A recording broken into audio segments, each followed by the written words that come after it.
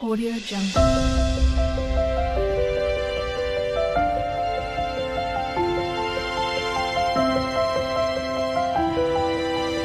Audio Jungle.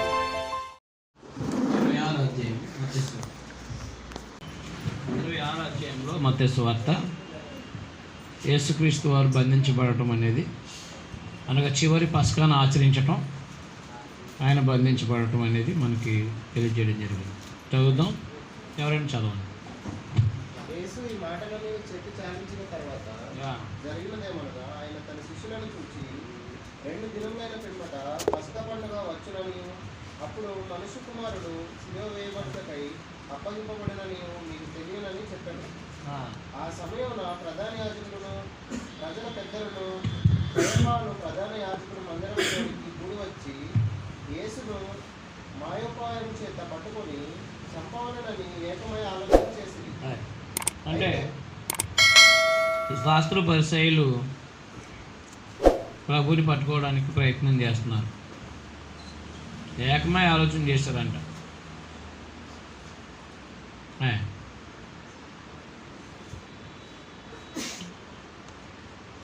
చదవండి. అయితే ప్రజల్లో అల్లరి కలగకున్నట్లు పండుగలు వద్దని చెప్పుకున్నారు. పండుగలు అంటే పస్కా పండుగలు. యేసు బెతనియాలో కుష్ఠరోగి అయిన సీమోను ఇంట ఉన్నప్పుడు ఒక స్త్రీ మిక్కిలి విలువగల అత్తరు బుడ్డి తీసుకొని ఆయన యొద్దకు వచ్చి ఆయన భోజనం వరకు కూర్చుండగా దానిని ఆయన తల మీద పోసాడు. శిష్యులు చూచి కోపపడి, ఈ నష్టం ఎందుకు? దీనిని గొప్ప వెలకు అమ్మి బీదలకు ఇవ్వవచ్చునే అనేది. యేసు ఆ సంగతి తెలుసుకొని, ఈ స్త్రీ నా విషయమై ఒక మంచి కార్యం చేశాడు, ఈమెను మీరెలా తొందర పెట్టుచున్నారు? బీదలు ఎల్లప్పుడూ మీతో కూడా ఉన్నారు. బీదలు ఎప్పుడూ ఉంటారు కాబట్టి ప్రభు భూమి మీద ఉండరుగా. కానీ నేను ఎల్లప్పుడూ మీతో కూడా ఉండను. ఈమె ఈ అత్తరు నా శరీరం మీద పోసి నా భూస్థాపన నిమిత్తము దీనిని చేశాను.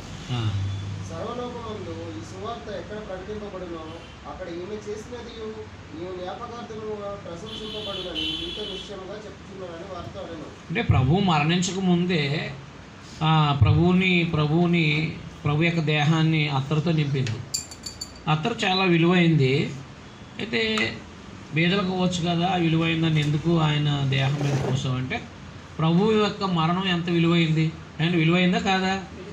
మరి ఆ విలువైన ఆ మరణానికి సంబంధించిన విషయంలో ఈమె ఏం చేసిందంటే, ఆయన భూస్థాపన నిమిత్తమే దీన్ని చేసిందని చెప్పేసి, ఈమె ఈ అత్తరు నా శరీరం మీద పోసి నా భూస్థాపన నిమిత్తం దీన్ని చేసింది. అంటే దేహం విడిచిపెట్టిన తర్వాత చేసేదానికంటే ముందుగానే ప్రభువుకి ఆమె చేసిన త్యాగాన్ని ప్రభు అభినందించారనమాట. అంటే ఆమె చేసిన మంచి పనిని ప్రభు అభినందించారు. అయితే శిష్యులేమో ఇది అమ్మి బేదలకు వచ్చు, కానీ బేదలు ఎప్పుడు ఉంటారో, కానీ నేను మీతో ఎప్పుడు ఉన్నాను. అయితే వీళ్ళకి అర్థం కాకపోవడానికి కారణం ఏంటో తెలుసండి, ఆయన ఇలా సిలువేయబడి సమాధి చేయబడి తిరిగి లేపబడతాడనే సంగతులు వాళ్ళకి అంతగా గ్రహింపు లేదు, వాళ్ళకి భవిష్యత్తు తెలియదు. మనకంటే జరిగిపోయిన తర్వాత చదువుతున్నాం కాబట్టి మనకి ఈజీగా ఉంటుంది, కానీ వారి పరిస్థితులు ఎలా ఉంటాయి? జరిగిన ప్రతి సందర్భం కూడా ఎందుకు అత్తరు పాడు చేశారు, బేదలకు వచ్చు కదా. అంటే ప్రభు మరణించి సమాధి చేయబడి తిరిగి లేపబడి పరలోకానికి వెళ్ళిపోతారనే వాస్తవాలు వీళ్ళకి సంపూర్ణంగా తెలియని వాళ్ళనే వారు అలా మాట్లాడారనమాట. అప్పుడు 12 మందిలో ఒకడు ఇస్కరియోతు యూద ప్రధాన యాజకుల వద్దకు వెళ్ళి, నేను ఆయనను మీకు అప్పగించిన యెడల నాకేమి ఇస్తారని వారిని అడిగాను. ఈయన ఆల్రెడీ మొదటి నుంచి సాతానికి సంబంధించిన కాబట్టి వేచి చూస్తున్నాడు. పండుగ వచ్చింది దగ్గరలో, కాబట్టి మీరు ఏమైనా ఇస్తే నేను అప్పగించేస్తాను అన్నాడు ఆయన. అంటే ఆల్రెడీ జకర్యా గ్రంథం 11 అధ్యాయం 10వ వచనంలో యేసుక్రీస్తు వారికి 30 వెండి నాణ్యాలు తోస్తారని చెప్పేసి ప్రవచనంలో ఉంది కదా. జకర్యా గ్రంథం 11 అధ్యాయం 10వ వచనం రాసుకోండి. వారు 30 వెండి నాణ్యాలు తూసి వారికి ఇచ్చారు. వాడు అప్పటి నుండి ఆయన అప్పగించుటకు తగిన సమయం కనిపెడుతున్నాడు అతను కూడా. శిష్యులు యేసు వద్దకు వచ్చి, పస్కాను భుజించుటకు మేము నీ కొరకు ఎక్కడ సిద్ధపరిచి కోరుచున్నామని అడిగి, అందుకు ఆయన, మీరు పట్టణమందున్న ఫలాని మనుషుని యొద్దకు వెళ్ళి, నా కాలము సమీపమై ఉన్నది, నా శిష్యులతో కూడా నీ ఇంటి పస్కాను ఆచరించదనని బోధకుడు చెప్పుచున్నాడని అతనితో చెప్పుడనెను. యేసు తమకు ఆజ్ఞాపించిన ప్రకారము శిష్యులు చేసి పస్కాను సిద్ధపరిచింది. సాయంకాలం అయినప్పుడు ఆయన 12 మంది శిష్యులతో కూడా భోజనములకు కూర్చున్నారు. పస్కా ఎప్పుడు ఆచరిస్తారో? పగలా రాత్రా? రాత్రి. మొదటి నెల 14వ దినం సాయంత్రం పస్కాను ఆచరించేది. కాబట్టి యూదులకి అంటే క్షమించి బైబిల్ క్యాలెండర్ ప్రకారంగా రాత్రి ముందు వస్తుందా పగలు వస్తుందా? అస్తమయమును ఉదయము ఒక దినమయం. సంపూర్ణమైన రాత్రి సంపూర్ణమైన పగలు ఒక రోజు. మీకు అర్థమైందా? అందువలన సంపూర్ణమైన రాత్రి అనగా పగలు అంటే ఆ పస్కా రాత్రి వారు సుమారుగా 6 గంటలు దాటిన తర్వాత పస్కాను ఆచరిస్తారు. ఇది గొర్రెపిల్లని వధించి దాన్ని కాల్చుకొని తింటారు. అలాంటి మనకి ప్రభు శిష్యులతో పాటు ఏం చేశారంటే పస్కా భోజనం ఆచరించడానికి ఇల్లు సిద్ధం చేశారు. ఇల్లుని ఏర్పాటు చేయమన్నారు అన్నమాట. ఎరుషలేంలో ఇది.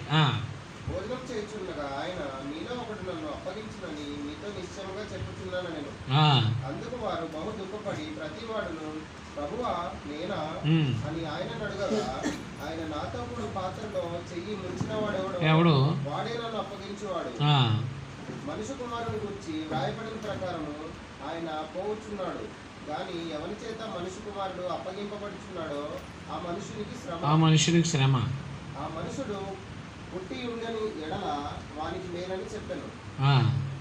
ఆయనను అప్పగించిన యూదా బోధకుడా నేనా అని ఆయనను అడగగా ఆయన నీవన్నట్టే. ఆయన లాస్ట్ అన్నట్టున్నాడు, నేనా ప్రభువా అన్నాడు. అంటే ఆయనకు తెలుసు కాబట్టి. వీళ్ళందరూ నేనా అంటే ఎవడైతే అది పాత్రలో ముక్క ముంచాడో వాడే అన్నాడు. లాస్ట్కి వచ్చేవాడికి ప్రభువా నేనా అన్నాడు. నువ్వే అన్నాడు. అంటే ఆయనకు తెలుసా తెలీదా? తెలుసు. ప్రభువుకు తెలుసుండి పక్కన పెట్టుకున్నాడంటే ఆలోచన చేయండి. మనం ఏం చేస్తాం? మనల్ని ఎవడైనా అమ్మేసి కూడా మన దగ్గర ఉన్నాడు అనుకోండి, ఏం చేస్తాం మనకు తెలిస్తే కనుక? తెలిసిన వెంటనే నువ్వు అర్జెంటుగా నువ్వు ఒక్క క్షణం ఇక్కడ ఉన్నావా నీ పని అయిపోద్ది అంటావు. అంటే వెళ్ళిపోమంటాం. అవునా కాదా? అంటే దేవుని చిత్తాన్ని నెరవేర్చడానికి జరుగుతున్న పరిస్థితులన్నిటిని కూడా ప్రభు ఎరిగిన వాడే ఉన్నాడు. జాగ్రత్త పెట్టుకోండి. అర్థమవుతుందా? దేవుని చిత్తం నెరవేర్చబడడం కొరకు ప్రభు అన్ని విషయాలు ఎరిగిన వాడై ఉన్నాడు. ఎరిగిన వాడై ఉండి ఆయన పక్కనే ఆయన గురించి తెలిసి ఉండి కూడా ఆయన గురించి ముందే అంటున్నారని కాదు. అంటే మన భోజనం అంటే మనకి ఏమర్థమవుద్ది? రైసే అనుకోండి. మనం పండించే రైస్ తింటున్నారు ఏమనిపిస్తుంది బైబిల్లో చదివినా కదా. భోజనం అనే మాట మనకి వినపడితే ఏమనుతుంది? ఏం రైస్ అనుకోండి. వాళ్ళ భోజనం అంటే రొట్లు. అర్థమైందా? వాళ్ళ భోజనం ఏంటి? అందులో ఒక రొట్టె తీసుకుని ఆయన విరిచి ఇది శిష్యులకి ఇచ్చి ఇది తీసుకొని తిండి ఇది నా శరీరం అని ప్రభు చెప్పారన్నమాట.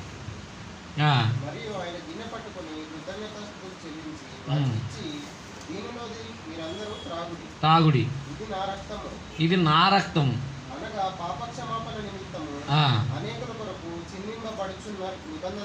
అది అండర్లైన్ చేసుకోండి. పాపక్షమాపణ కొరకు చిందింపబడుతున్న నిబంధన రక్తం. అర్థమైందా? క్రొత్త నిబంధన రక్తం. నిబంధన స్థిరపరచాలంటే రక్తం చిందించబడాలా వద్దా? అది కాబట్టి ధర్మశాస్త్రంలో కూడా నిర్గమాకాండ 24:7 కూడా ధర్మశాస్త్రం వినిపించిన తర్వాతే రక్తం చిందించి రక్తం జంతుబలులను నేర్పించి ఆ రక్తంతో ఆ యొక్క నిబంధనని స్థిరపరిచాడు. ఆ ధర్మశాస్త్రాన్ని స్థిరపరిచాడు. అలాగే యేసుక్రీస్తు వారు కూడా తన క్రొత్త నిబంధన గురించి మాట్లాడిన తర్వాతే ఆయన బలయ్యారు. అంటే ఈ క్రొత్త నిబంధన ద్వారా దేవుడు మానవుల్ని తనతో సమాధానపరుచుకుంటున్నాడు. ఆ నిబంధన స్థిరపరచడం కొరకు యేసుప్రభువు వారు తన ప్రాణాన్ని సమర్పించారన్నమాట. పాత నిబంధనలు అయితే జంతు రక్తం ప్రోక్షించారు నిబంధన మీద. అవునా?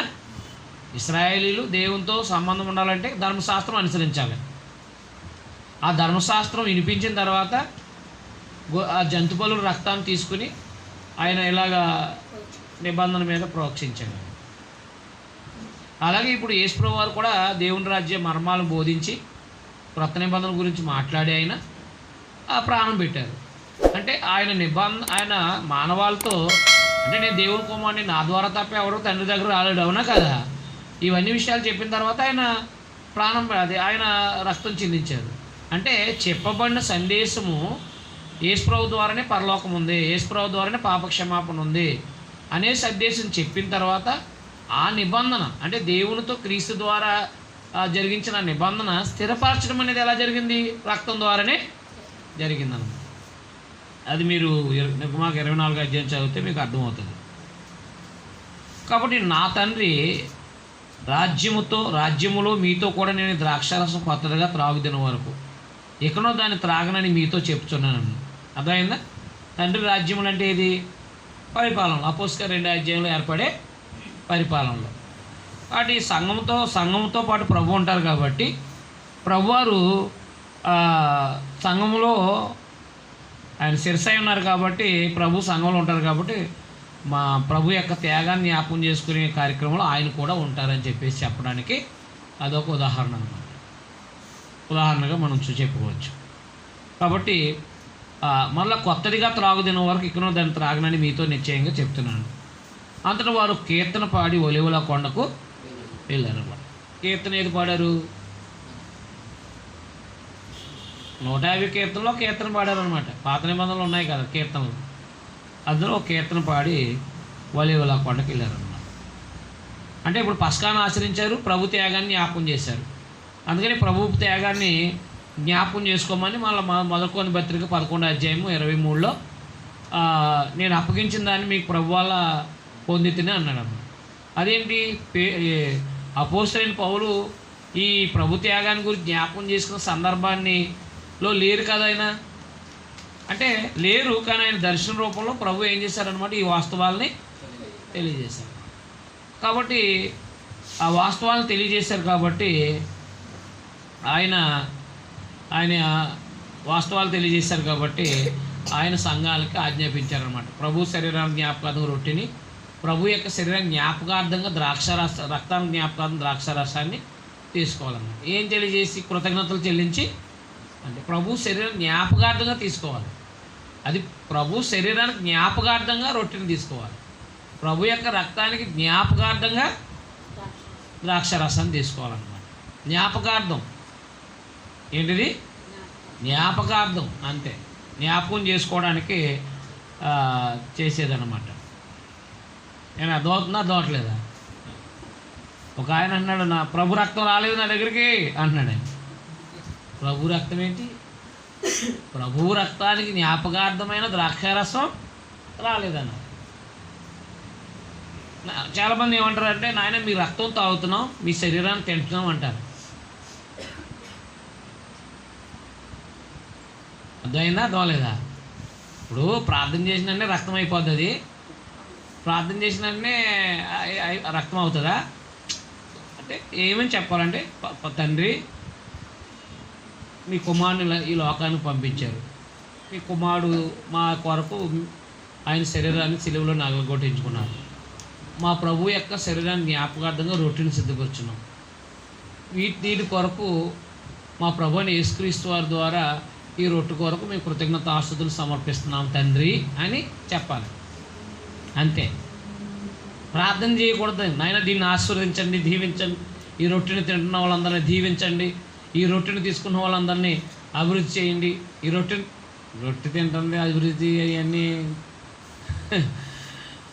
ఇది జ్ఞాపకార్థంగా తీసుకునే భోజనం, ప్రభు మరణాన్ని జ్ఞాపకం చేసుకునేది, అంతే. అర్థమైనా అర్థమలేదా? కాబట్టి ద్రాక్షారసం రక్తం అయిపోద్దా? అవ్వదు. జ్ఞాపకార్థంగా తీసుకుంటున్నాం. అంటే ప్రభు మరణం యొక్క త్యాగం మనం ఎప్పుడూ జ్ఞాపకం చేసుకోవడానికి ఇచ్చిందే తప్ప, మీకు అర్థమైందా? అది మరొక ఉద్దేశం అనేది కాదు. మీకు ఏమైనా డౌట్లు ఉంటే అడగండి.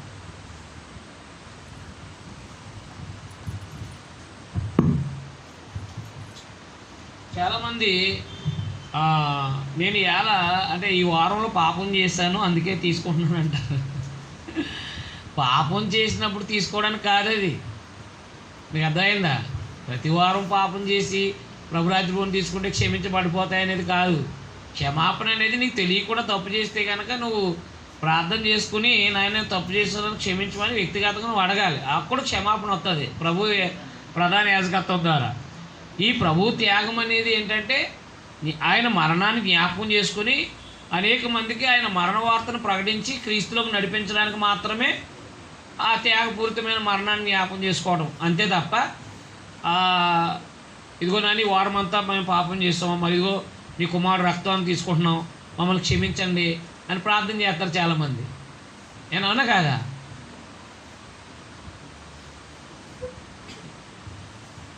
అలా చేస్తున్నారు ఎవరైనా? వారంలో అంతా పాపం చేశాను ఆయన, ఇదిగో నీ కుమారుడు రక్తం తాగుతున్నావు, మమ్మల్ని క్షమించానని చేశారా? అలా చేయకండి. ఆయన మరణాన్ని జ్ఞాపకం చేసుకోవడానికి మాత్రమే ప్రభు రాత్రి భోజనం అన్న. రాత్రి అని లేదు, ప్రభు త్యాగం రాత్రి ఇచ్చారు కాబట్టి ప్రభు భోజనం అన్నారన్న. కొంతమంది ఏం చేస్తారంటే ప్రభు రాత్రి ఇచ్చారు కాబట్టి ఎక్కడ తీసుకోవాలి, ఎప్పుడు తీసుకోవాలి, రాత్రే తీసుకోవాలంటూ ఉంటారు. అర్థమైందా? అర్థం లేదా? యోహాను సువార్త 6వ అధ్యాయంలో మాట్లాడింది ఆయన పరలోకం నుంచి వచ్చిన ఆహారం అని చెప్పడానికి మాట్లాడారు అంతే. భౌతికమైన మన్నా తిని చచ్చిపోయారు. నేను జీవాన్ని ఇవ్వటానికి వచ్చాను, నన్ను తినేవాడు బతుకుతాడు అన్నాడు అనమాట. అంటే ఆయన్ని ఆహారంగా పోల్చి మాట్లాడారు. కొరింథీ పత్రిక 11వ అధ్యాయంలో ఒకరు అంటారు, నువ్వు పగలెందుకు ఎత్తున్నావు, ప్రభు రాత్రి భోజనం అని ఉందన్నాడు. ఇప్పుడంటే రాత్రి భోజనప్పుడు నువ్వు పగలెందుకు ఎత్తున్నావు అన్నాడు. ప్రభు శరీరం అని వివేచింపక అన్నాడు. అంటే జ్ఞాపకార్థంగా తీసుకునేది అనమాట. ప్రభు శరీరాన్ని జ్ఞాపకార్థ భోజనం అంటారు. జ్ఞాపకమే. ప్రభు రొట్టె తీసుకున్నాం, ఇది ప్రభు శరీరానికి జ్ఞాపకార్థమే కానీ అది ప్రభు శరీరం అయిపోదు. అవుతుందా? అవదు. జ్ఞాపకం అంతే, జ్ఞాపకార్థంగా తీసుకుంటున్నాం అనమాట. రాత్రి అన్నాడు. రాత్రి అనేదే లేదు, ప్రభు రాత్రి భోజనం అనేది లేదు. కొత్త అనేది అక్కడ తెలుగులో ఉంది, గ్రీకులో లేదు. గ్రీకులో నిక్స్ అంటే రాత్రి అని అర్థం. నిక్స్ అంటే రాత్రి అని అర్థం. ప్రభు భోజనము అనే మాట ఉంది. ఈ తర్జుమాదారులు ఏం చేశారంటే ప్రభురాత్రి భోజనం అని తర్జుమా చేసేదారు వీళ్ళు. అందుకని కొంతమంది ఏమో ఈ రాత్రే తీసుకోవాలంటే మొదలెట్టారు. అప్పుడు నేను గ్రీకు తెలియకపోవడంతో ఇది ఇలాగేసాడు ఏంటి క్వశ్చన్ అని చెప్పేసి, అవును అప్పుడు వాళ్ళకి రాత్రి కాబట్టి మనం పగలవుతుంది కాబట్టి మనం రాత్రి తీసుకున్నట్లు లెక్కను అనమాట. మీకు అర్థమైందా? అమెరికా వాళ్ళకి రాత్రి అయితే మనకు పగలు. అవును, నేను పగలు, వాళ్ళు రాత్రి తీసుకున్నారు, మనము అదే టైం తీసుకున్నాం, వాళ్ళది మందు ఒకటే అని చెప్పేసి ఇప్పుడు తిరిగితే చెప్తున్నారు పని. రాత్రి అనే మాట లేదురా, మీరు ప్రభు రాత్రి భోజనం అంటున్నారు. ప్రభు రాత్రి భోజనం కాదు, ప్రభు భోజనం అన్నాలే. ఆయన మరణాన్ని జ్ఞాపకం చేసుకోవాలన్నమాట. సమాజంగా కూడినప్పుడు తీసుకోమన్నాడు. కాబట్టి కొంతమందికి రాత్రి వస్తుంది, కొంత పగలు వస్తుంది. ఏదేమైనప్పటికీ మనము ఆరాధన కూడుకున్న సమయంలో ఖచ్చితంగా మన ప్రభు త్యాగాన్ని జ్ఞాపకం చేసుకోవాలి. నెలకొకసారి తీసుకోమని బైబిల్ ఎక్కడ చెప్పలేదు. అది చెప్పండి. నెక్స్ట్ ఇది బీ కాదు, నెక్స్ట్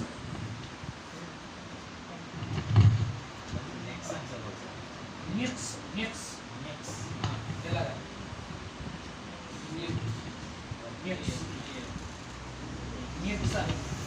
ఇది వి కాదు, ఇది యూ కాదు, యూ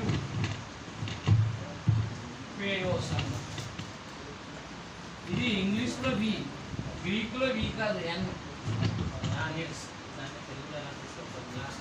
నెక్స్ట్ అంటే రాత్రి అని అంతే.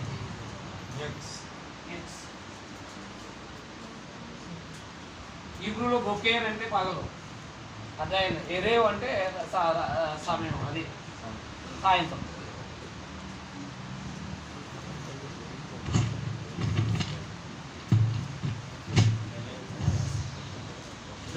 ప్రభు మరణించే ముందు జరిగిన కార్యాలు ఏంటంటే, ఆయన ప్రభు అంటే పస్కా పండుగ రాత్రి చనిపోయారు. ఆయన పస్కాను ఆచరించిన తర్వాత యథావిధిగా ప్రార్థన చేసుకోవడానికి ఆయన ఒలివల కొండకి వెళ్తారు కాబట్టి, అలాగే వెళ్ళే విషయంలో ఆయన కీర్తన పాడుకుంటూ వెళ్ళారనమాట. కీర్తన పాడుకుంటూ వెళ్ళి ప్రభువారు ఆ రాత్రిలో జరగబోయే సంగతుల గురించి మాట్లాడుతూ వచ్చారు. అప్పుడు యేసు వారిని చూసి, రాత్రి మీరు అందరూ నా విషయమే అభ్యంతరపడదురు, ఏలైనా గొర్రెల కాపును కొట్టుదును, మందలో గొర్రెలు చెదిరిపోనని వ్రాయబడి ఉంది కదా అని జకర్యా గ్రంథము 13:7 జకర్యా గ్రంథం 13:7 చెప్పబడిన ప్రవచనం ప్రభు జ్ఞాపకం చేశారు. చూసారా, ఆయనకి ప్రవచనాలు జ్ఞాపకం ఉన్నాయి.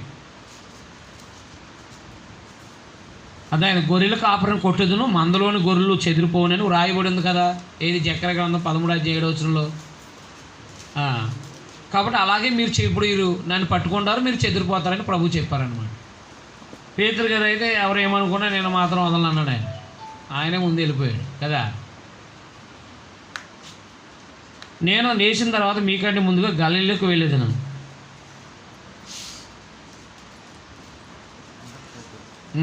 నేను లేచిన తర్వాత మీకంటే ముందుగా గలిలీకు వెళ్ళేదను అనేను.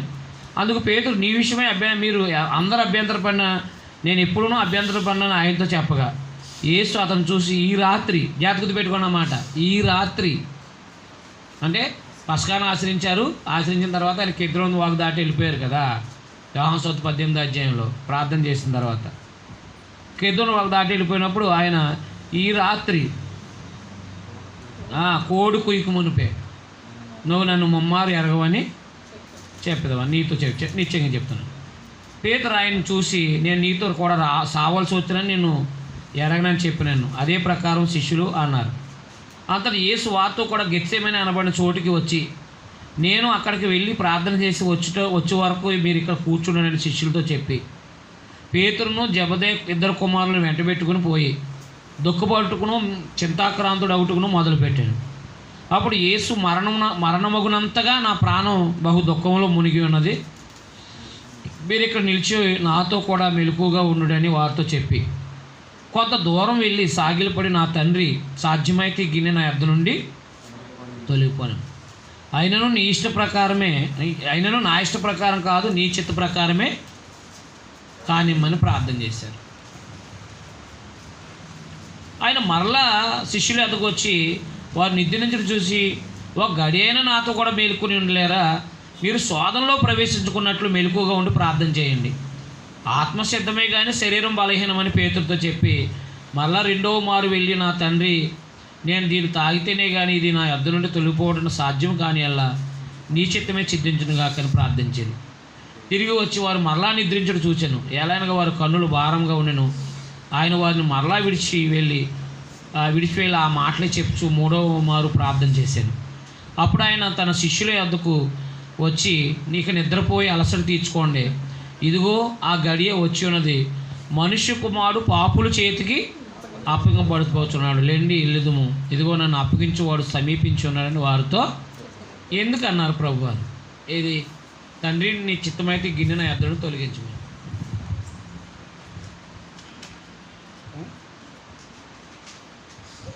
ఎందుకన్నారు?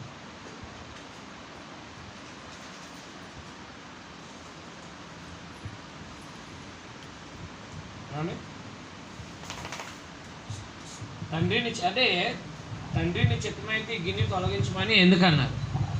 సిలువ మరణం వద్దన్నారు మాటలో చెప్పాలంటే. మీకు అర్థమైందా? సిలువలో మరణించడం తీసేయి ప్రభు అని అడిగారు, తీసే తండ్రి అని అడిగారు యేసు ప్రభు. ఎందుకన్నారంటారు?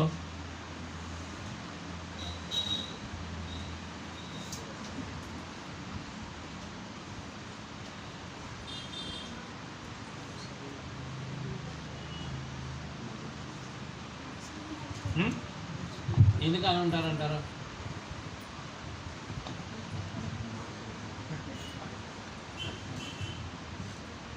మీరు నాకు ప్రశ్న వేయచ్చు, నేను మీకు ప్రశ్న వేయకూడదు. మీరు నాకు వేసేది చేయలేను, నేను మీకు ప్రశ్న అయితే మాత్రం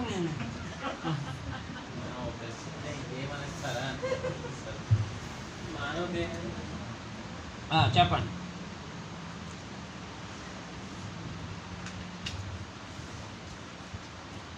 తప్పే ఉందండి. ట్రైనింగ్లో ఏది మాట్లాడినా అప్పుడు నష్టమే ఉంది మనకి, అవునా కాదా?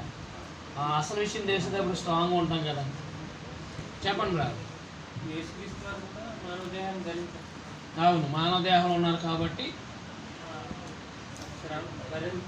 మానవ దేహం భరించలేనంత శ్రమ కదా. అదేలే. చెప్పండి. ఇంకా సహోదరులు ఒకటి చెప్పారు, నీకు రేపు వద్దు నేను వృద్ధి చేస్తానంటే నీ పరిస్థితి ఎలా ఉంటుందో అంటే కొంచెం చాలా భయంగా ఉంటుందని ప్రభు ఆయన కూడా దేహంలో ఉన్నారు కాబట్టి అలాంటి పరిస్థితి అన్నారు. మీకు ఏమైనా ఆలోచన వస్తే చెప్పండి. ఇంతకుముందు నేను చెప్పింది చెప్పేయండి, ఏం కాదు. ఒక సోదరులు ప్రవచనం నెరవేర్చడానికి అని అన్నారు. ఇంకా చెప్పండి.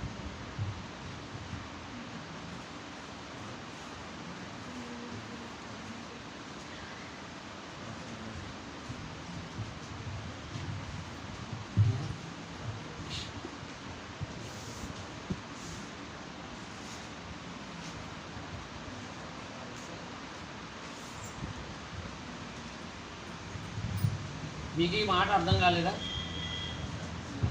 నా దేవా యాల చేయి విడిచింది, అది అర్థం కాలేదా?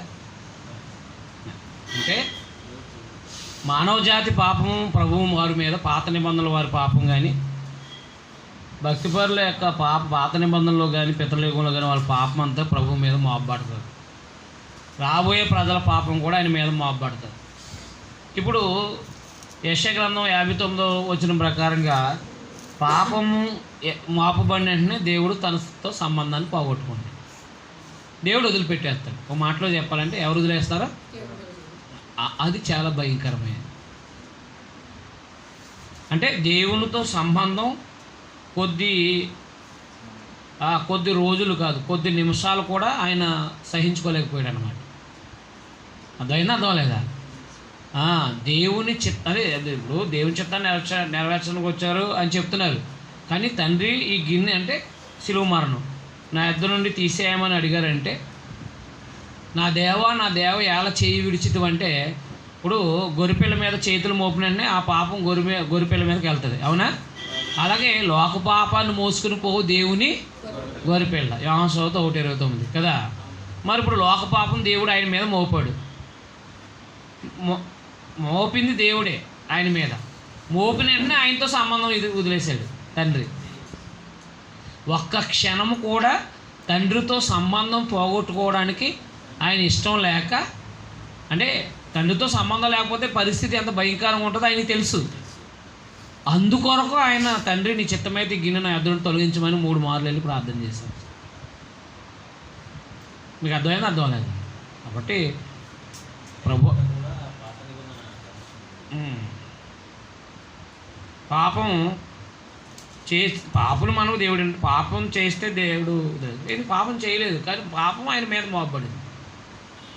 2 పత్రిక 5:21 కొరింథీయులకు రాసిన 2వ పత్రిక 5:21 పాపం మెరుగిన ఆయన మన కోసం దేవుడు పాపంగా చేశాను అన్నాడు. పాపానికి శిక్ష ఆయన శరీరం మీద పెట్టి, అందువల్ల దేవునితో సంబంధం. అలాగే ఇప్పుడు నరకానికి వెళ్ళాడంటే అర్థం ఏంటి? ఎవరైనా నరకానికి వెళ్ళారంటే దేవునితో సంబంధాన్ని కోల్పోయారని కదా. దేవునితో సంబంధం లేనివాడు ఎంత వేదన అనుభవిస్తాడో ప్రభువుకు తెలిసేది. మీకు అర్థమైందా? దాని విలువ మనకు తెలియదుగా, చాలా ఎక్కువ శాతం మనం గ్రహించలేకపోతున్నాం. కాబట్టి మనకి ఆ యొక్క నరకాన్ని గురించిన ఆలోచనలు చాలా సిల్లీగా తీసుకుంటున్నాం మనం. ఇక పాస్టర్లు ఉన్నారంటే కామెడీ, ఏంటంటే కామెడీ, సీరియస్నెస్ లేదు. అలా లేకపోతే ఎలాగండి మరి?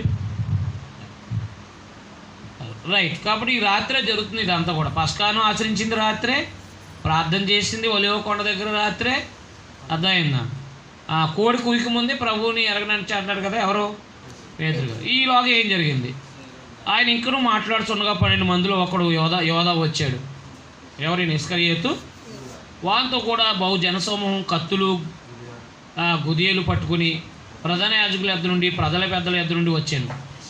ఆయన్ను అప్పగించేవాడు నేను ఎవరిని ముద్దు పెట్టుకుందునో ఆయనే యేసు అని ఆయన పట్టుకొనుడని వారికి గుర్తు చెప్పి వెంటనే యేసు వద్దకు వచ్చి బోధకుడా నీకు శుభమని చెప్పి ఆయన్ని ముద్దు పెట్టుకొనాను. యేసు చెలికాడ నువ్వు చేయునది చేయమని అతనితో చెప్పగా వారు దగ్గరకు వచ్చి ఆయన మీద పడి ఆయన్ని పట్టుకొనిరి. ఇదిగో యేసుతో కూడా ఉన్నవారు ఒకడు చెయ్యి చాచి కత్తి దూసి ప్రధాన యాజకుడు దాసును కొట్టి వాడి చెవి తెగ నరికాను. యేసు నీ కత్తి వరలో తిరిగి పెట్టుము, కత్తి పట్టుకుని వారందరూ కత్తి చేతనే నశింతురు. ఈ సమయం నేను నా తండ్రిని వేడుకోలేననియు వేడుకొని ఆయన 12 సేనావ్యూహముల కంటే ఎక్కువ మంది దూతలను ఇప్పుడే నాకు పంపడని నువ్వు అనుకుంటున్నావా? అంటే 3000 మంది యోధులను పంపిస్తానికి దేవుడిని అడిగితే ప్రభు 3000 మందిని పంపిస్తాడంటాడు. 3000 6000 క్షమించు 6000. అంటే అంత వెనకాల నాకు సాయం ఉంది కాబట్టి కత్తి వరలో పెట్టానన్నమాట. నేను వేడుకొని ఎలాగో జరగవాలని లేఖనం ఎలాగో నెరవేరునో అతనితో చెప్పాను. ఆ గడియలోని యేసు జనసమూహం చూసి బందిపోటు దొంగ మీదకు వచ్చినట్టు కత్తులతో గుదీలతో నన్ను పట్టుకొని వచ్చితురా. నేను అనుదినము దేవాలయంలో కూర్చుని బోధిస్తున్నప్పుడు మీరు నన్ను పట్టుకోలేదు. అయితే ప్రవక్తల లేఖనములు నెరవేరినట్లు ఇదంతా జరిగిందని చెప్పాను. అప్పుడు శిష్యులు అందరూ ఆయన విడిచి పారిపోయారంట. ప్రభుని పట్టుకోగానే అయినారా అందరూ పారిపోయారు. లేఖనం గొర్రెలు చెదిరిపోయినాయి. యేసును పట్టుకున్న వారు ప్రధాన యాజకుడైన కయప వద్దకు ఆయన తీసుకుని పోగా రాత్రే ఇదంతా కూడా అర్థం చేసుకున్నాం. అర్ధరాత్రి అక్కడ శాస్త్రులు పెద్దలు కూడి ఉన్నారు. పేతురు ప్రధాన యాజకుని ఇంటి ముంగిటనున్న ఆయన ఆ ముంగిట వరకు ఆయన్ని దూరం నుండి వెంబడించి లోపలికి పోయి దీని అంతమేమోనో చూడాలని బంటు రోజులతో కూడా కూర్చున్నాడు. ప్రధాన యాజకులు మహాసభ వారందరూ యేసును చంపాలని ఆయనకు విరోధంగా అబద్ధ సాక్ష్యాలు వెతుకుతున్నారు. లేవు కదా వీళ్ళకి సాక్ష్యాలు లేవు కాబట్టి అబద్ధ సాక్ష్యాలు ఎదుగుతున్నారు. కానీ అబద్ధ సాక్షులు అనేకులు వచ్చినను సాక్ష్యం ఏమీ దొరకలేదు. తుదకు 2 మనుషులు వచ్చి వీడు దేవాలయం పడగొట్టి 3 దినాల్లో దాన్ని కట్టునగలనని చెప్పానన్నారండి. ఇది యోహాను సువార్త 2వ అధ్యాయంలో చెప్పారు కదా ప్రభువారు, దీన్ని పడేయండి 3 దినాలు లేపుతానని దేవాలయాన్ని ఇలా అన్నాడని చెప్పేసి అన్నారన్నమాట. 62వ వచనం ప్రధాన యాజకులు వేసిన ఉత్తరం ఏమి చెప్పవా, జవాబు చెప్పవా, వీరు నీ మీద పలుకుతున్న సాక్ష్యం ఏమని అడగ వేసిన కోరుకున్నాడు. వీడు లోపల చంపేయాలనుకుంటున్నాడు కానీ పైకి ఏం అడుగుతున్నాడు యేసుప్రభు దగ్గర, ఏంటి నువ్వు చెప్పుకోవా అంటున్నాడు. చూసారా వాళ్ళ ప్రజలు ఎదుట ఎలా నటిస్తున్నారు వీళ్ళు. మళ్ళీ ఇంకోటి అందుకు ప్రధాన యాజకుడు ఆయన్ని చూసి నువ్వు దేవుని కుమారుడు అయితే క్రీస్తువు అయితే ఆ మాట మాతో చెప్పు, నేను చంపేస్తాం. అంతే కదా మరి. ఇప్పుడు ఈయన దేవుని కుమారుడు అని చెప్పాడా ఏం చేయగలుగుతారా? కానీ నువ్వు దేవుని కుమారుడు అయితే మాతో చెప్పు, నువ్వు దేవుని కుమారుడు అయితే అంటున్నారు. ఏదో చెప్తే విశ్వసించేసి అంగీకరించేసి వాళ్ళలాగా అంటాడు కదా. అవును నేను అవును అంటారంటే ఇంకా మనకు పని ఏం లేదు ఇంకా, అంతేనా? సాక్షులతో పని లేదు ఇంకా అని ఆయన నోటంట రప్పించి అని ఇలా మాట చూడండి. అక్కడ నువ్వు దేవుని కుమారుడు అయితే క్రీస్తు అయినా మాతో చెప్పమని లేదు, జీవంగల దేవుని తోడని నీకు ఆనబెడుతున్నాను అని. అందుకు యేసు నీవు అన్నట్టే అదైనా ఎవరో నేనే దేవుని కుమారుడు అన్నాడు అనమాట ఆయన. అప్పుడు ఆ పరిస్థితి చూడండి. ఇది మొదలుకొని మనుష్య కుమారుడు సర్వశక్తిని కుడిపార్చాను కూర్చున్నట్టు అంటే పరలోకానికి వెళ్ళి అపోస్తలుల 2వ అధ్యాయం గురించి ఆకాశ మేఘారుడై వచ్చుట మీరు చూస్తురని చెప్పగా, మేఘారుడై రావడం అనేది శిక్ష అర్థమైందా? మేఘారుడై రావడం అనేది యెరూషలేము నాశనానికి. తర్వాత ఈయన పరలోకానికి వెళ్ళి సర్వశక్తిని కుడిపార్చాను కూర్చునేదేమో అపోస్తలుల 2వ అధ్యాయంలో. మీరు సిలువేసిన దేవుడు ప్రభువుగా క్రీస్తుగా నియమించని అంటాడు కదా అలా. ఇది మీరు చూతురని చెప్పగా ప్రధాన యాజకుడు తన వస్త్రాలు చింపుకొని వీడు దేవదోషం చేశాను, మనకి సాక్షులతో పని ఏమి, ఇదిగో ఈ దోషం మీరు ఇప్పుడు విన్నారు కదా, మీకేం తోస్తుందని అడిగేశాడు. ఏది ఆయన నోటంటే రప్పించి ఇంక మనకు పని లేదు, ఇంకా ఆయన దేవుని కుమారుడని చెప్పుకుంటాడని చెప్పేశాడు. దుర్మార్గమో చూడండి, అలా చంపేయాలని ఆ కుతూహలం ఆతృత, ఎంత ఆతృత ఉందో చూడండి. ప్రధాన యాజకుడు తన వస్త్రాన్ని చింపుకుని వీడు దేవదోషం చేశాను, మనకి సాక్షులతో పని ఏమి, ఇదిగో ఈ దోషను మీరు ఇప్పుడు విన్నారు, మీకేం తోస్తుందని అడిగాను. అందుకు వీడు మరణానికి పాత్రుడు అన్నారు. అర్థమైందా? ఏ పాత్రుడంట? అప్పుడు వారు ఆయన ముఖం మీద ఉమ్మి వేసి ఆయన గుద్దిరి. కొందరు ఆయన్ని అరచేతులతో కొట్టి, క్రీస్తు నేను కొట్టిన వాడు ఎవడో ప్రవచింపమన్నారు. ఏం చేశారనమాట. పేతురు వెలుపట ముంగట కూర్చుని ఉండగా ఒక చిన్నది అతని ఎద్దకు వచ్చి, నీవు గలడివు ఏసుతో కూడా ఉంటివి కదా అన్నది. అందుకదా నేను ఉండలేదు, నువ్వు చెప్పిన సంగతి నాకు తెలియదు అందరు ఎదుట అన్నాడు. కొంత దూరం వెళ్ళిన తర్వాత ఒక చిన్నది అతను చూసి, వీడును నజరేయుడు ఏసుతో కూడా ఉన్నాను అక్కడతో వారితో చెప్పగా అతడు ఒట్టు పెట్టుకుని నేను ఉండలేదు అన్నాడు. ఆ మనిషిని నేను ఎరగనని మరలా చెప్పాడు. కొంతసేపు అయిన తర్వాత అక్కడ నిల్చున్న వారు పేతురుని వద్దకు వచ్చి, నిజమే, నీవును వారిలో ఒకడివే అన్నాడు. నీ పలుకు నేను కూర్చు సాక్ష్యం ఇస్తుందని అతనితో చెప్పాను. అందుకు అతడు, ఆ మనుష్యుని నేను ఎరగను అని చెప్పి శపించుకుంటూ ఒట్టి పెట్టుకుంటూ మొదలుపెట్టాడు. వెంటనే యేసుప్రభువు చెప్పేశారు అతని భవిష్యత్తు. ఎవరిది? పేతురు భవిష్యత్తు చెప్పారు. కనుక కోడి కూయికు మునుపు నువ్వు నన్ను ఎరగవని ముమ్మారు చెప్పేది యేసు తనతో అనిన మాట పేతురు జ్ఞాపకం తెచ్చుకుని వెలపలకు పోయి సంతాపడి ఏడ్చారంట. చూసారా? ప్రాణభయంతో వీళ్ళందరూ కూడా పారిపోయారన్నమాట. పారిపోయి ఈయన కూడా నేను ఎరగను అని ఒట్టు పెట్టుకుని చెప్పించేసుకుంటున్నాడు అన్నమాట. ధర్మశాస్త్ర ప్రకారంగా ఈ అబద్ధ ఓట్లే కదా, నేను అవునా కాదా? కాబట్టి కోడి కొయ్యకు ముందు అన్నారా, మధ్యలో ప్రార్థన చేశారు కదా, వచ్చి పట్టుకున్నారు అర్ధరాత్ర. ఇప్పుడు ప్రార్థన చేస్తున్నప్పుడు నిద్ర ఎప్పుడు వస్తుంది? రాత్రులే కదా. ఈలోగా ఒక సభ అయిపోయింది. ఏది? శాస్త్ర పరిచయాలు విచారించేశారు. విచారించిన తర్వాత ఈ పేతురు గారు ఏం చేశారంటే ఈ విషయం చెప్పారు కదా ఇలాగా, అది జ్ఞాపకం చేసుకుని ఆయన ఏడ్చారు. అప్పుడు వెంటనే ఆయన మరొక సభ పెట్టి పిలాతు దగ్గరకు పంపించారనమాట. కోడి కూసిన తర్వాత ఉదయం అవుతుంది. కోడి కూసిన తర్వాత మరొకటి పెట్టారు వాళ్ళు, మరొక ఏర్పాటు చేశారు. ఏర్పాటు చేసి నువ్వు క్రీస్తువా కాదా అని చెప్పేసి అడిగితే వారు ఒప్పుకోలేదన్నమాట. ఇంకా వాళ్ళకి చంపే అధికారం లేదు కదా, చంపే అధికారం లేదు కాబట్టి యేసుక్రీస్తు వారిని ఎక్కడ తీసుకొచ్చారు? పిలాతు దగ్గరికి తీసుకొచ్చారు. 27వ అధ్యాయం. 26వ అధ్యాయం యేసుప్రభు బంధించబడుట అని రాసుకోండి. ఆ పస్కాను ఆచరించుట, ప్రభు బంధించబడుట అని రాసుకోండి. యేసుక్రీస్తు వారు పస్కాను ఆచరించుట, లేఖనాల ప్రకారంగా ఆయన బంధింపబడుట.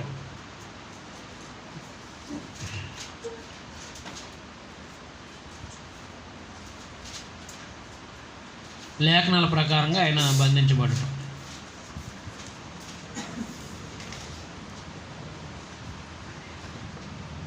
కోడి కూసినప్పుడల్లా ఈ పేతురు గారికి జ్ఞాపకం వస్తుంది. ఏమన్నా అంతేనా? ఆయన బతుకున్నాళ్ళు కోడి కూసినప్పుడల్లా యేసుప్రభు యొక్క త్యాగం ఏమవుతుంది? జ్ఞాపకం వస్తూ ఉంటుంది.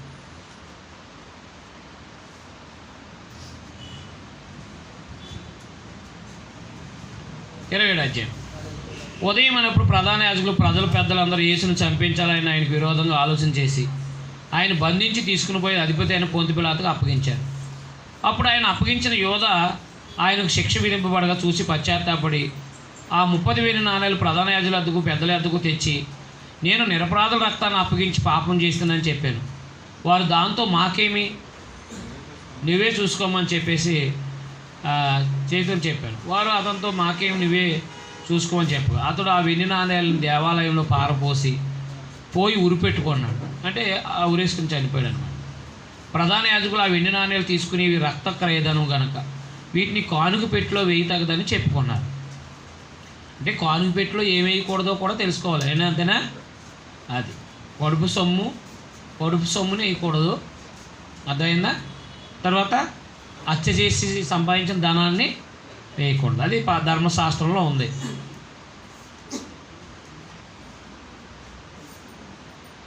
మన వాళ్ళు పట్టేస్తారు వాళ్ళు వేయకపోయినా కానీ. అంతేనా? మన వాళ్ళు వాడు హత్య చేసి వచ్చేసినా ఏం చేస్తారు, వెళ్ళి పట్టేస్తారంటే కాన్ఫరెన్స్ చేస్తావా ఇవని. నేను అంతేనా కాదా? అది కాబట్టి కష్టార్జితాలు మాత్రమే దేవునికి ఇవ్వాలి, అది మర్చిపోకుండా విషయాలు.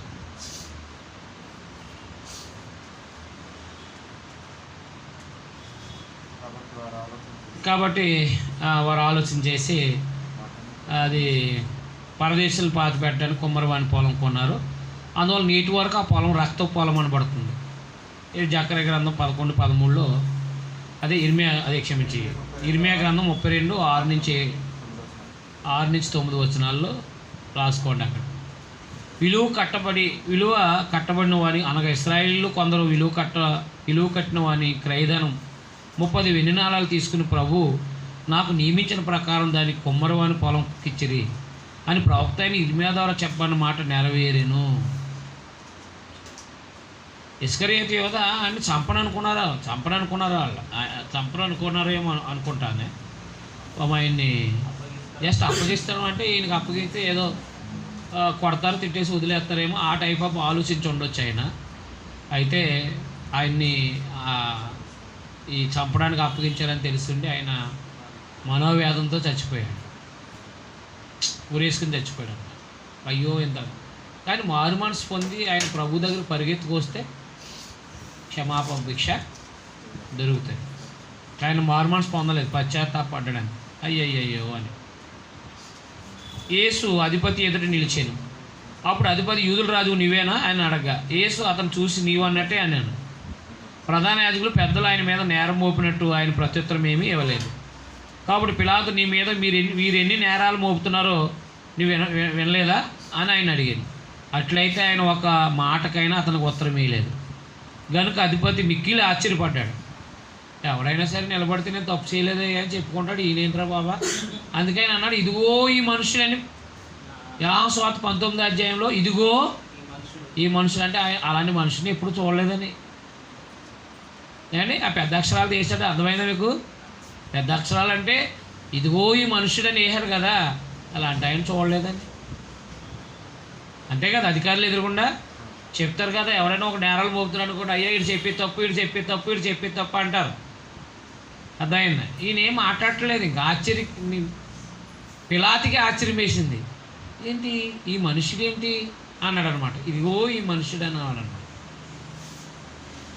అలాంటి మనిషిని ఎవరు చూడలేదనమాట ఆయన ఎప్పుడూ.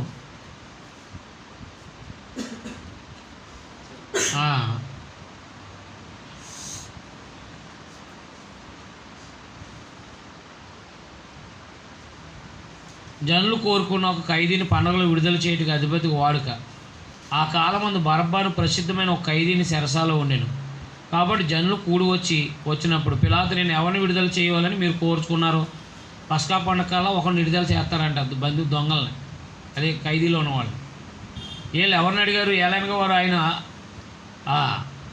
బరబ్బానా క్రీస్తు అనబడిన యేసునా అని వారిని అడిగాను. ఏలైనగా వారు అసూయ చేత ఆయన అప్పగించారని అతను ఎరిగి ఉండేను.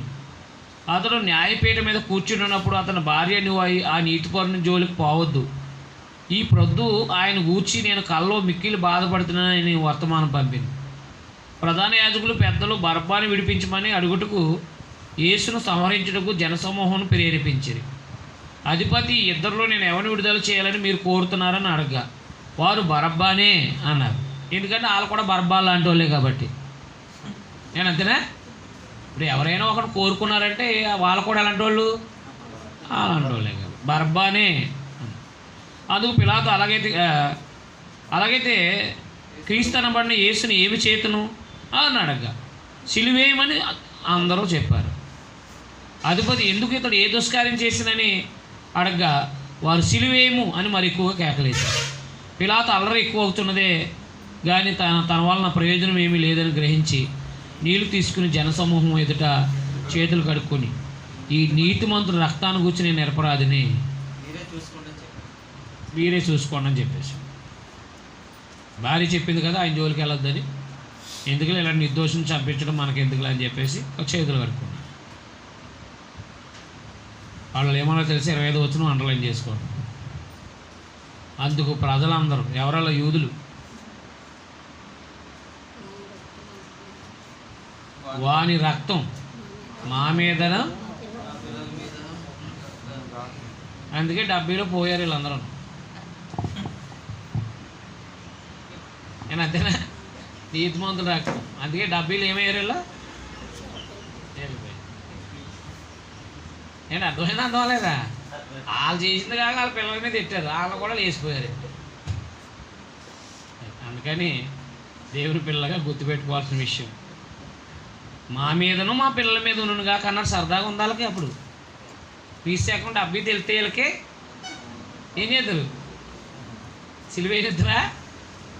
సిలువేయకపోతే పాప క్షమాపణ లేదు, మర్చిపోకండి. వీళ్ళకి తెలియక వీళ్ళు చేస్తున్నారు. రైట్, ఏదేమైనప్పటికీ వాళ్ళ కక్షతో దౌర్భాగ్యమైన జీవితంతో వాళ్ళు ప్రభుని సిలువేయడానికి అప్పగించారు. అప్పుడు అతడు వారు కోరినట్టు బరబ్బాను వారు విడుదల చేసి యేసును కొడాలతో కొట్టి సిలువకు అప్పగించారు. అప్పుడు అధిపతి యొక్క సైనికులు యేసు అధికార మందిరంలో తీసుకుని పోయి ఆయన యొద్ద సైనికులందరిని సమకూర్చి వారు ఆయన వస్త్రాలు తీసివేసి ఆయన ఎర్రని అంగీ తొడిగించి మొండ్ల కిరీటం అల్లి ఆయన తలకి పెట్టి ఒక రెల్లు ఆయన కుడి చేతిలో నుంచి, రెల్లు అంటే గడ్డి పరక లాంటిది అన్నమాట. అది ఇలా అంటే ఇరిగిపోద్ది. నువ్వు రాజు కదా అని చెప్పి ఏలం చేయటానికి ఒక గడ్డి పరక ఇచ్చారనమాట.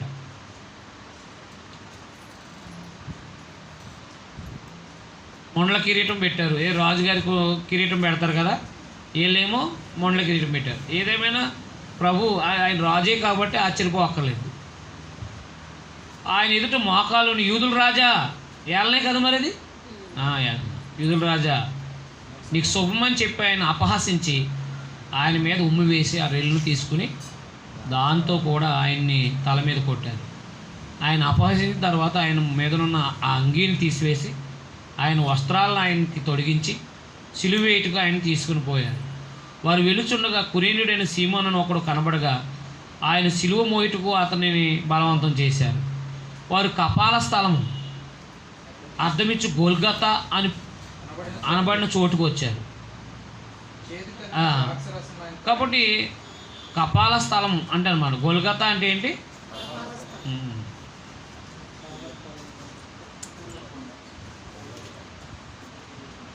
కాబట్టి వారు కపాల స్థలం అనబడి అర్థమిచ్చు గోల్గతా అను చోటుకు వచ్చి చేదు కలిపిన ద్రాక్ష రసాన్ని ఆయనకు త్రాగనిచ్చారు, కానీ ఆయన దాన్ని రుచి చూసి త్రాగనోలేకపోయాడు.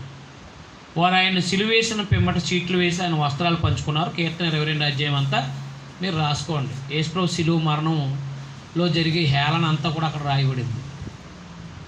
అర్థమైందా? ఆ కీర్తన 22 అంతా కూడా రాసుకోండి అక్కడ.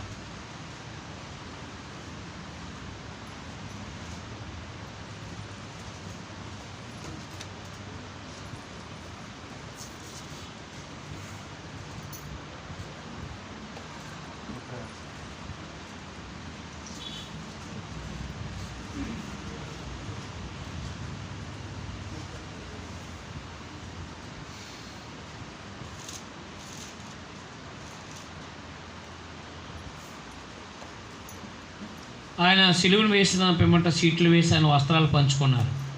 అంతటా వారు అక్కడ కూర్చుని ఆయన కావలి ఉండేది. ఇతడు యూదుల రాజు అయిన యేసు అని ఆయన మీద మోపబడిన నేరం రాసి ఆయన తలపైగా ఉంచారు.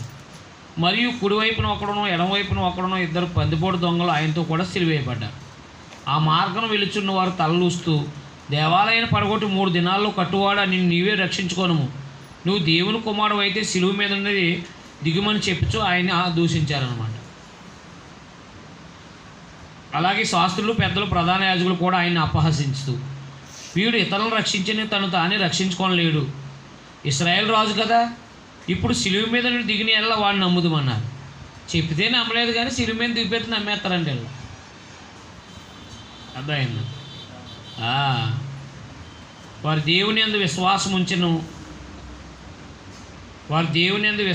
ఉంచెను, నేను దేవుని కుమారుని అని చెప్పిన కనుక ఆయనకి ఇష్టడైతే ఆయన ఇప్పుడు వాడిని తప్పించనని చెప్పారు.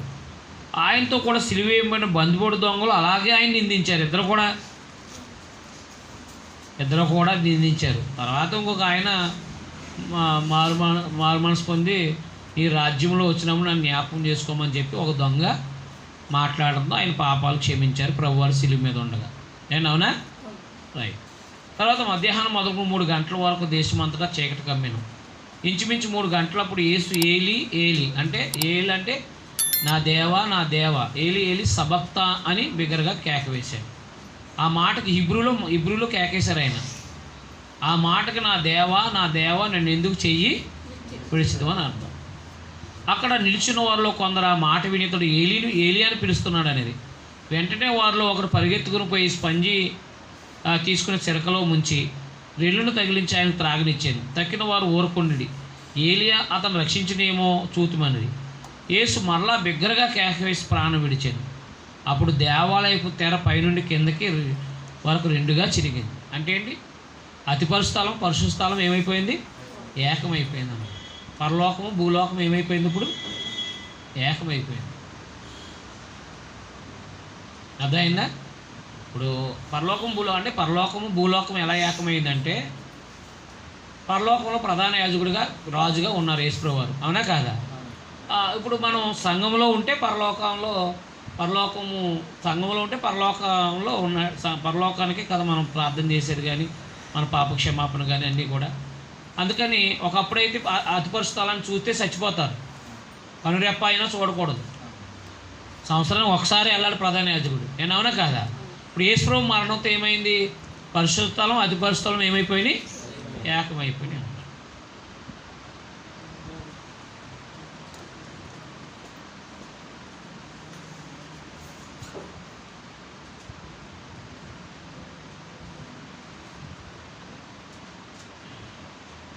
భూమి వణికెను, బండలు బద్దలైన, సమాధులు తెరవబడిన, నిద్రించిన అనేకులు పరిశుద్ధుల శరీరాలు లేచెను. వారు సమాధుల్లోని బయటకు వచ్చి ఆయన లేచిన తర్వాత పరిశుద్ధ పట్టణంలో ప్రవేశించి అనేకులు కాకపడ్డారంట. చచ్చిపోయిన వాళ్ళు పరిశుద్ధులైన వాళ్ళు అక్కడ ఉన్న దేహంలో నిజంగా భౌతికమైన మరణం పొందిన వాళ్ళందరూ కూడా కొంతమంది పరిశుద్ధులు లేచి ఊర్లో వాళ్ళు కూడా కనపడ్డారంట శరీరాలతో లేచి. యేసుప్రభుని ఇది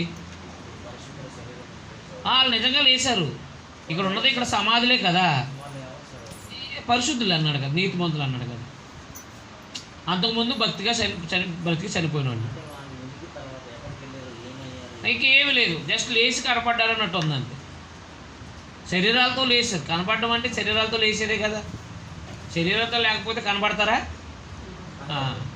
చూడండి, అదే మాట అన్నాడు.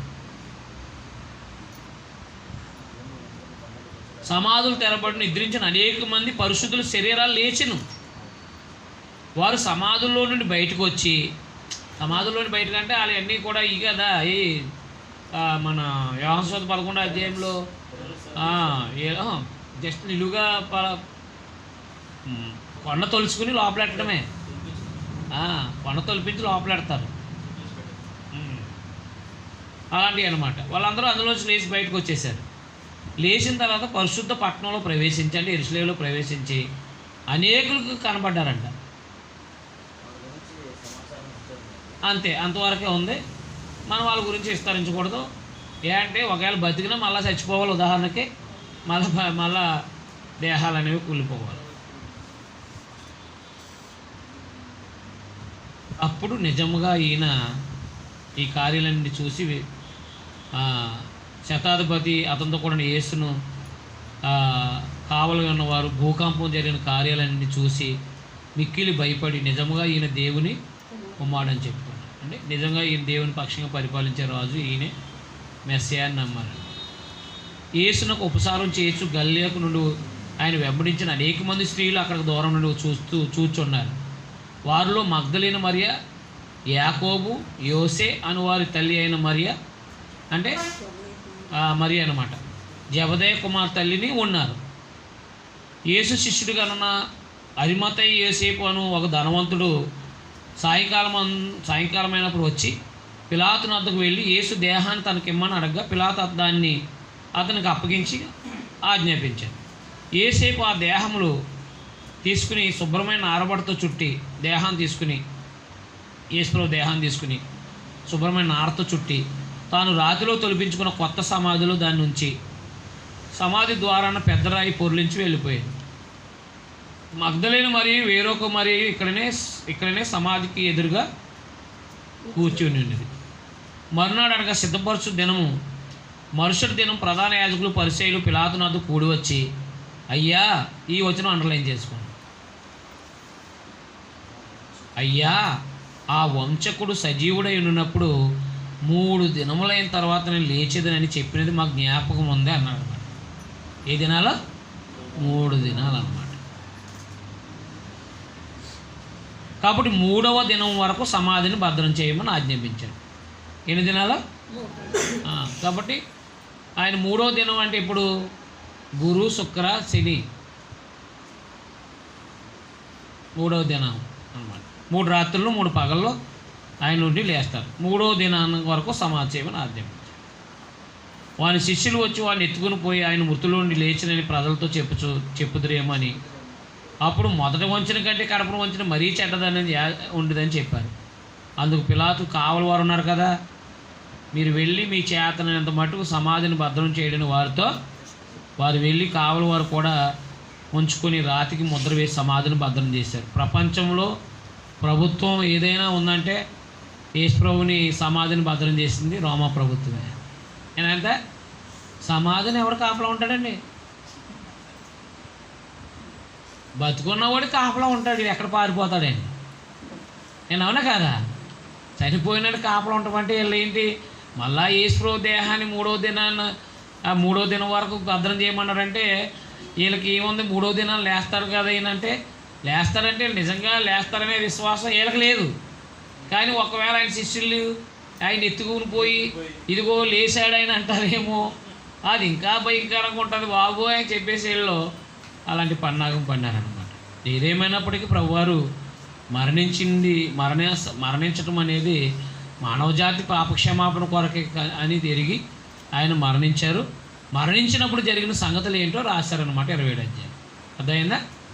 ప్రభు శిలువ మీద మానవజాతి పాపక్షమాపణ కొరకు మరణించిన తర్వాత జరిగిన సంఘటనలను రాసుకోండి. మరణించిన తర్వాత జరిగిన సంఘటనలు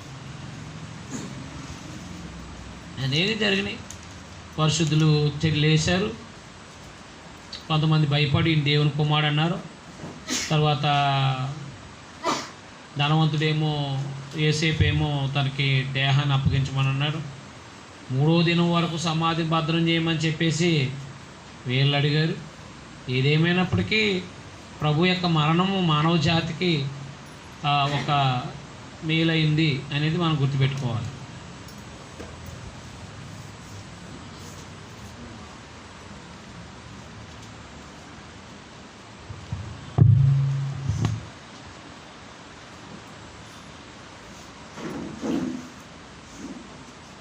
అర్థమైందా?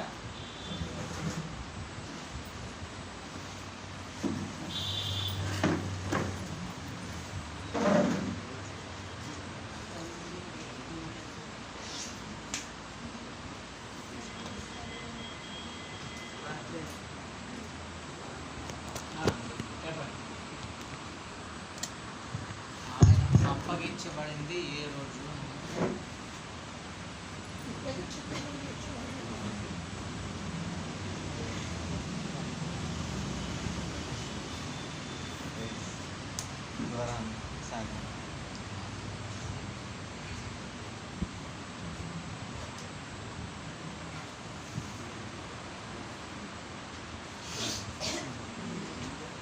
మొదటి నెల 14వ దినం సాయంత్రం. అదైందా? మొదటి నెల 14వ దినం సాయంత్రం ఆయన పట్టబడ్డారు, పగలు సిలువేయబడ్డారు.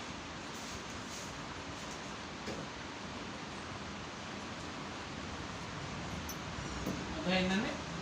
14వ దినం సాయంత్రం ఆయన పస్కాన్ని ఆచరించారు, పగలు సిలువేయబడ్డారు. రాత్రి ఆయన పట్టబడ్డారు. ఆ రాత్రి తెల్లారేటప్పటికి ఆయన తీర్పు తీర్చడం జరిగింది. ఆ పగలే చనిపోయారు, ఆ సమాధిలో పెట్టేశారు కూడా. అదైంది. తర్వాత 15 రాత్రి పగలు. ఇది పులియన్ అంటే పులియన్ రొట్టెల పండుగ అదే అది ఇది ఒకటే కానీ 16 రాత్రి పగలు ఇది మామూలు విశ్రాంతి.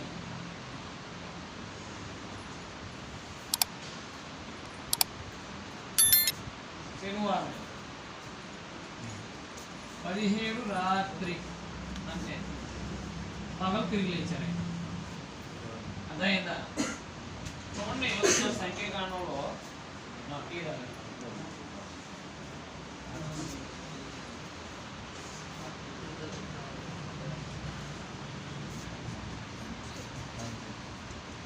మూడు రాత్రులు 3 పగలు రావాలండి.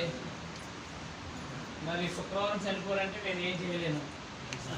శుక్రవారం చనిపోవాలంటే నేను ఏం చేయలేను. మీరు శుక్రవారం చనిపోవాలంటే కనుక 3 రాత్రులు 3 పగలు ఎక్కడ వచ్చిన మీరు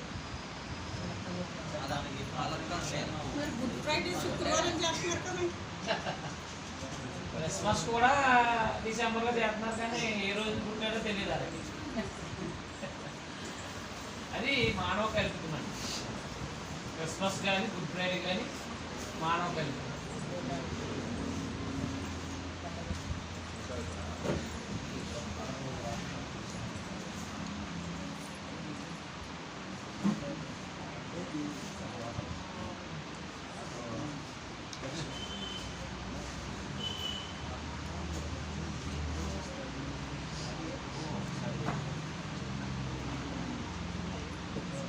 ఒక వీడియో మాట్లాడాను, అందులో చూడండి మీరు. చర్చాప్రస్ తామరాడు ఛానల్లో ఏ దినాన యేసు ప్రభు మరణించారు, తిరిగి లేచారు, తర్వాత 7 మాటలు అర్థాలు మాట్లాడాను.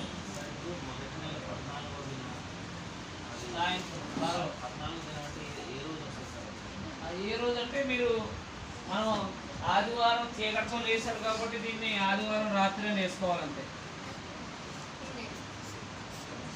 ఆదివారం రాత్రి అని మాట్లాడారు కదా, వారంలో మొదటి దినం, వారంలో మొదటి దినం రాత్రి, ఒక రాత్రి మాత్రమే. ముందు రాత్రి వస్తారు, తర్వాత పగలు వస్తారు. కాబట్టి శనివారం విశ్రాంతి దినం, పులియన్ రొట్టెల పండుగ, మహావిశ్రాంతి శుక్రవారం, ఇది గురువారం.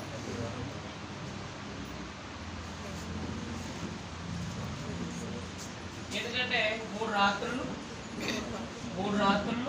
చూడండి ఇక్కడ 3 రాత్రులు ఏనా, 3 రాత్రులు 3 పగలు ఉంటుంది. ఎవరైనా ఉంటారు చదవాలి. ఆయన తిరిగి లేచిన దాన్ని బట్టి క్యాల్కులేషన్ వెనక్కి చేస్తున్నారు. అంతే కదా మరి, అలాగే వేయాలి కదా. ఒక రాత్రే కదా. ఇప్పుడు ఆదివారం పగలు లెక్క వేయకూడదు, చీకటితోనే లేచిపోయారు. అర్థమైందా? చీకటితో లేచిపోయారు, పగలు లెక్క వేస్తాం అంటే మేము 14వ రోజు నుంచి కిందకి వస్తాం సార్. అలాగే పస్కా పండుగ 14వ రోజు. 14 పండుగ అయినప్పుడు పగలు రాత్రి వేసుకోకూడదు, పగలు వేసుకోవాలి. చనిపోయింది పగలే కాబట్టి సమాధిలో పెట్టింది లెక్క వేసి రావాలి. 3 పగలు 3 రాత్రులు. సమాధిలో పెట్టిన లెక్క వేయాలని బతుకోవడం లెక్క వేయకూడదు. అంతే, మరణించిన తర్వాత నుంచి లెక్క వేయాలి. 3 రాత్రులు 3 పగలు లెక్క వేయాలి. శుక్రవారం సాగదీయని మీకు ఏ రాదు. మీరు సంవత్సరం అంతా సాగదీసినా రాదు. ఎందుకు లెక్క పగలు బతుకుంటేనైనా 3 రాత్రులు పగలు భూగర్భంలో ఉంటారన్నారు కదా ఆయన, మరి అయ్యే లెక్క వేయాలి మనం. సార్ మరి అక్టోబర్ 11వ దినంలో వస్తున్నాలో ఆయన అప్పగింపబడిన రాత్రి. అవును, అప్పగింపబడి రాత్రి, అప్పగింపబడ్డారు అంతే. అప్పగింపబడిన భూగర్భంలో ఉన్నారా? అలాగా సార్, అంటే అప్పగింపబడిన రాత్రి ఆయన ప్రభు బల కాన్సెప్ట్ లో మాట్లాడుతున్నారు. అవును, అప్పగింపబడిన రాత్రి ఇచ్చారు ప్రభు. రాత్రి భోజనం గురించి ఆయన మరణాన్ని జ్ఞాపకం చేసుకోవడానికి ఇచ్చే భోజనము ఆయన అప్పగించబడి రాత్రి ఇచ్చారని అన్నారు. అది నేర్పించింది సండే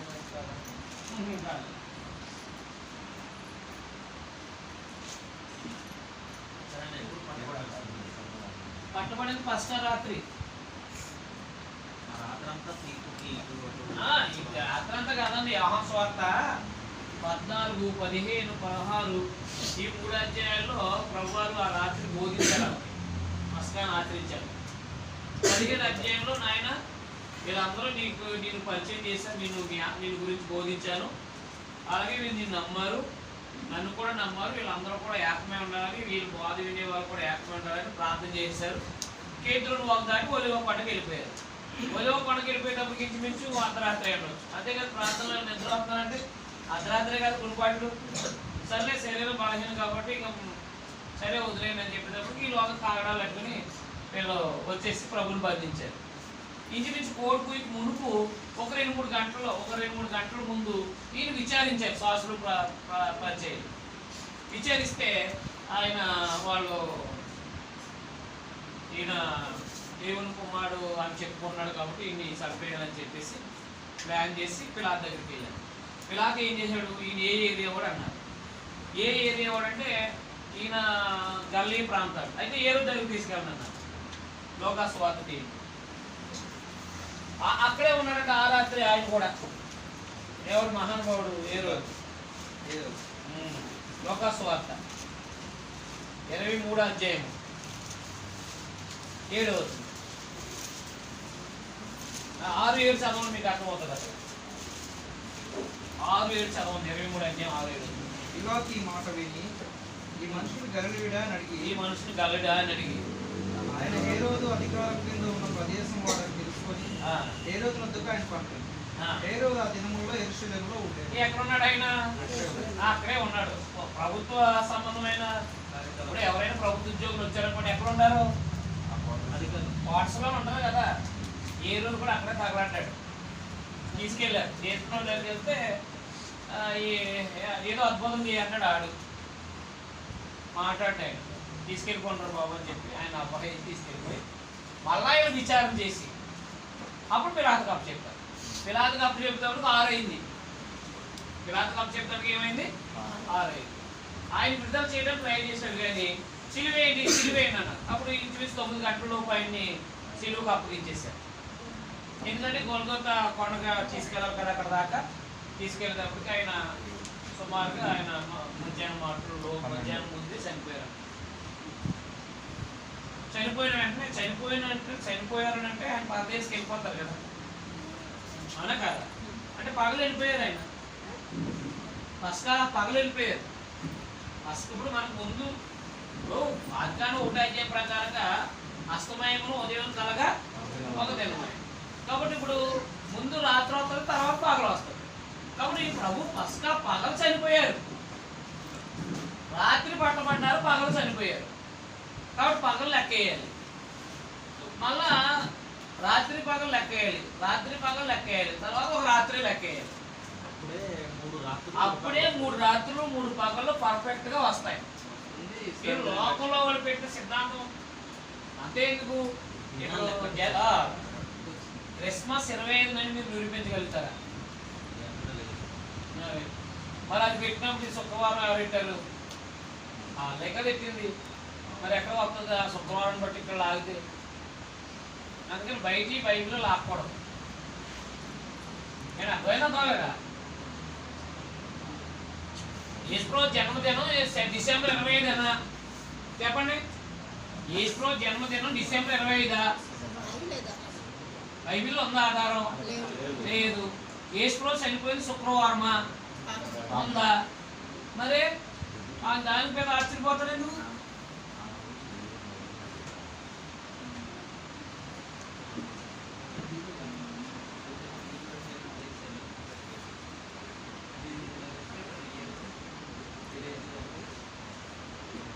మూడో దినం దాకా కూడా సమాధిలో భద్రం చేయమన్నారా? 3వ దినం. ఎన్నో దినం? 3వ దినం. 3వ దినం 3 దినాలకు భద్రం చేశారంట.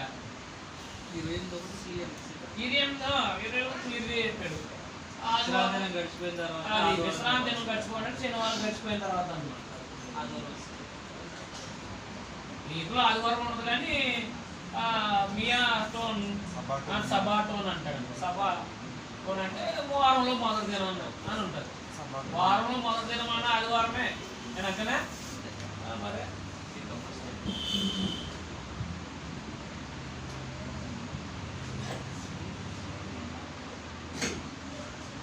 అప్లోడ్ చేస్తున్నాను ఆ వీడియోని. మీరు ఇంటికి వెళ్ళిన తర్వాత వెళ్ళండి వెళ్తే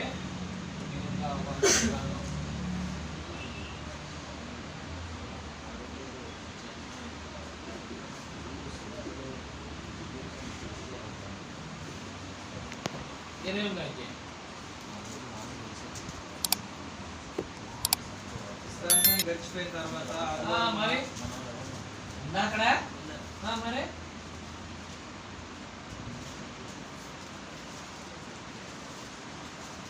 విశ్రాంతినా నేను కొనకూడదు నేను అవునా ముందే సిద్ధం చేసుకున్నారు శుక్రవారం అర్థమైంది గురువారం నాడేమో పసక శుక్రవారం నాడేమో సిద్ధం చేసుకున్నారు అర్థం శనివారం నాడు ఏమీ చేయకూడదు కాబట్టి చీకటితోని సుగంధ ద్రవ్యాలను మొదలు పెట్టడానికి బయలుదేరారు చూడండి చదవండి విశ్రాంతి గడిచిపోయిన తర్వాత ఆదివారం తెల్లవారుచుండగా చూసారా విశ్రాంతి దినం గడిచిపోయిన తర్వాత ఆదివారం తెల్లవారుచున్నది ఇంకా తెల్లారలేదు తెల్లవారుచుంది ఇంకేమవలేదు అది తెల్లవారుచుండగా తెల్లవారుతూ ఉంది ఇంకా ఎదురు రాలేదు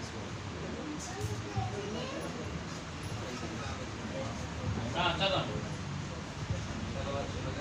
మగ్దలేని మరియు వేరొక మరియు సమాధి చూడవచ్చు అది మగ్దలేని మరి వేరొక మరి సమాధి చూడడానికి వచ్చారు ఇదిగో ప్రభుత్వం పరలోకం నుండి దిగొచ్చి రాయపూర్ నుంచి దాని మీద కూర్చునేది అప్పుడు మహాభూకంపం కలిగింది ఆ దూత స్వరూపం మెరుపులు ఉండేది అతని వస్త్రం హ్యూమన్ తెల్లగా ఉండేది అతనికి భయపడటం వలన కావలి వారు వనికి చచ్చిన వారు ఉండేది చచ్చిన పోయిన వాళ్ళు ఉన్నారు దూత ఆ స్త్రీలను చూచి మీరు భయపడకండి యేసుని మీరు వెతుకుతున్నారని నాకు తెలియదు మీ నజరేయుడైన యేసుని మీరు ఎత్తుతున్నారని నాకు తెలుసు ఆయన ఇక్కడ లేడు ఆయన ఇక్కడ లేరు చెప్పినట్టు ఆయన లేచి ఉన్నాడు ఆయన చెప్పినట్లు లేసారు గల్లీకి వెళ్ళిపోయారు ఆయన రండి ప్రభు పండుకున్న స్థలం చూసి త్వరగా వెళ్ళి ఆయన మృతుల్లో లేచి ఉన్నాడని ఆ శిష్యులు తెలియజేయడం అది శిష్యులు రాలేదు ఎందుకని వీళ్ళు మగ్దలేని మరియా వేరొక మరియా వచ్చారు ఏది సమాధి దగ్గరికి కాబట్టి చూసి ఈ విషయాన్ని శిష్యులతో చెప్దామని చెప్తే శిష్యులు పరిగెత్తుకుని వచ్చారు మన తర్వాత ఇదిగో ఆయన గరి నుండి మీకు ముందుగా వెలుచున్నాడు అక్కడ మీరు ఆయన చూతురు ఇదిగో మీరు చెప్పుకున్నాను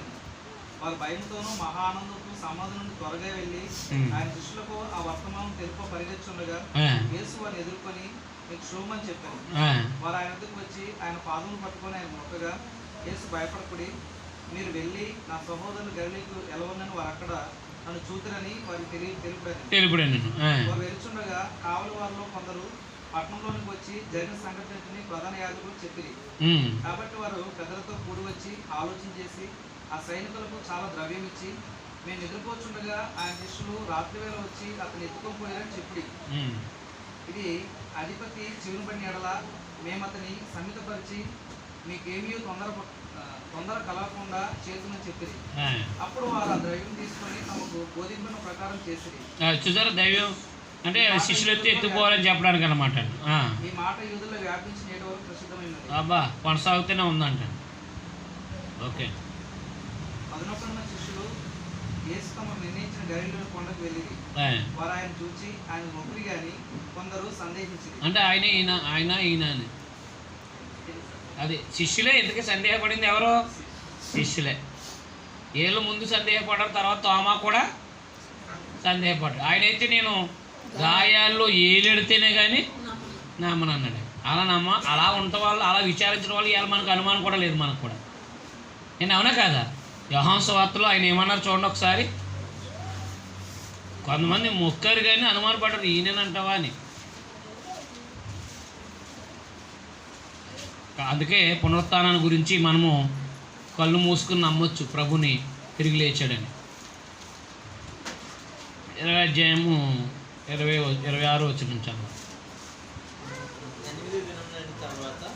8 దినములు అయిన తర్వాత శిష్యులు మరలా లోపల ఉన్నప్పుడు వారితో కూడా ఉండండి తలుపులు మోయబడి ఉండగా యేసు వచ్చి మధ్యలో నిలిచి మీకు సమాధానం కలుగును గాక అన్నాడు తర్వాత తోమాను చూసి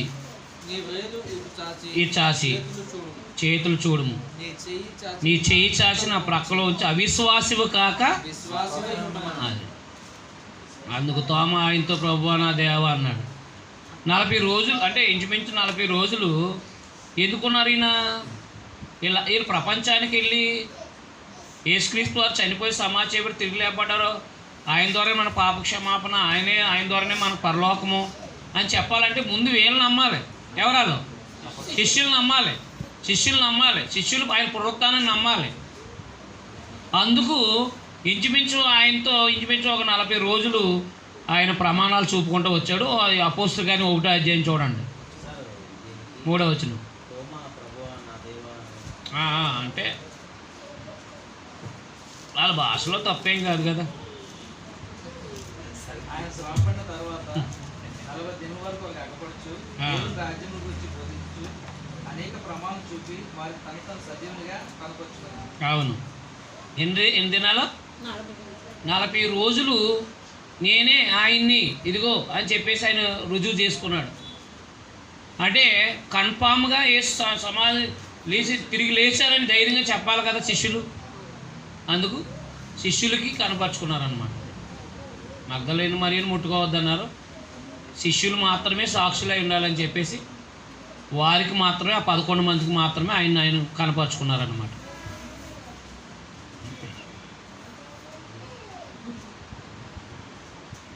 అర్థమైందండి?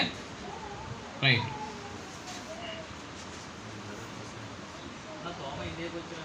ఏమో నాకు తెలియదు. తోమ ఇండియాకి వచ్చాడని సగం నాకు తెలియదు. చరిత్రలో అన్నారు. కానీ ప్రపంచానికి అపోస్తుల ద్వారా సువార్త వెళ్ళింది అనేది మాత్రం నా గ్రంథపరంగా నాకు తెలుసు. కానీ తోమా గారు మాత్రమే ఇక్కడికి వచ్చారనే సంగతి నాకు తెలియదు. మీకు అర్థమైంది? అర్థం లేదు. అది భారతదేశానికి కూడా సువార్త వచ్చిందని నేను నమ్ముతాను అపోస్తుల ద్వారా. కానీ ఎవరో నాకు తెలియదు. ఎప్పుడు వచ్చేసింది సువార్త? మొదటి శతాబ్దంలోనే బూదిగంతాలకి సువార్త వెళ్ళిపోయింది.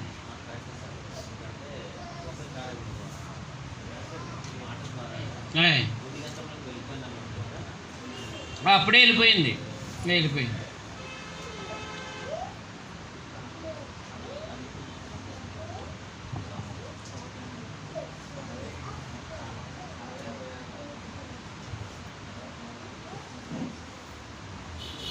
అర్థమైంది కదా? రైట్. ప్రభువారు శిష్యులకి ఒక ఆజ్ఞ ఇచ్చారు, గ్రేట్ కమిషన్ అని. గొప్ప ఆజ్ఞ. ఏంటి గొప్ప ఆజ్ఞ అంటే, ఆయనకి అన్ని రుజువులు, వాళ్ళందరికీ రుజువులు ఇచ్చిన తర్వాత యేసు వారి ఎద్దకు వచ్చి, అది దేవుడు యేసుక్రీస్తు వారికి ఏమి ఇచ్చారు? సర్వాధికారాన్ని ఇచ్చారనమాట. కాబట్టి మీరు వెళ్ళి, అది కాబట్టి వీరికి కూడా అధికారం ఇచ్చాడు ప్రభువారు. మీరు సమస్త జనం నాకు శిష్యులుగా చేయండి. మీరు సర్వ సృష్టికి వెళ్ళి తండ్రి యొక్కయు కుమారుని యొక్కయు పరిశుద్ధాత్మ యొక్క నామంలోనికి వారికి బాప్తిస్మం ఇచ్చుచు నేను మీకు ఏ సంగతులను ఆజ్ఞాపించానో వాటన్నిటిని గైకొనాలని వారికి బోధించండి. అది కాబట్టి నేను స్వార్థ చేస్తున్న మీ అందరితో నేను ఉంటానని చెప్పేసి సదాకాలం మీతో కూడా నన్ను వారితో చెప్పారన్నమాట.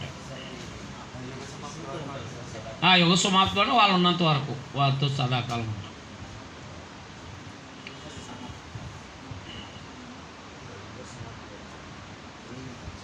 మీతో కూడా అనే మాట వాడాడు కదా, అక్కడ తీసుకోవాలి మనం.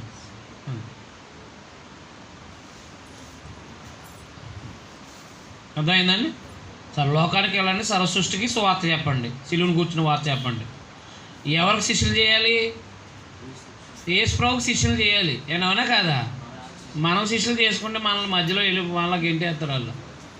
అందుకు మనల్ని శిష్యులు చేసుకోకూడదు వెళ్ళిన ఎవరిని. అందుకే మన శిష్యులు ఎవరు ఉండరు. నా దగ్గర ఇంచుమించు ఒక 60-70 మంది నేర్చుకున్నా నాకు శిష్యులు ఎవరో లేరు. వాళ్ళందరినీ యేసు ప్రభు శిష్యులు చేశారు కాబట్టి పోయారు వాళ్ళు. అర్థమైందా? ఒక సామ్రాజ్యం మనం కట్టుకోకూడదు, కూలిపోతాయి. అందుకని మనం యేసు ప్రభు శిష్యులుగా చేస్తే కృతజ్ఞత కలిగి ఉంటారు వాళ్ళు. ఉంటారా ఉండరా?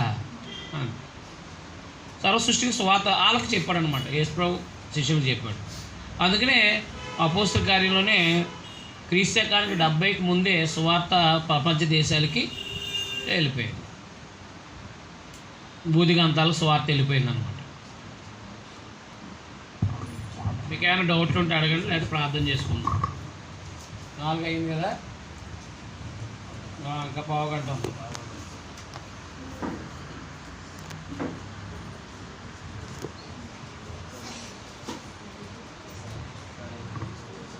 ఓకే, అపోస్తలు కానీ నువ్వు రాసి పరిచయం చేసుకో. లోకాసు వార్త 1వ అధ్యాయం 1వ వచనం. అపోస్తల కార్యాన్ని ఎవరు రాశారు? ఎందుకు రాశారు?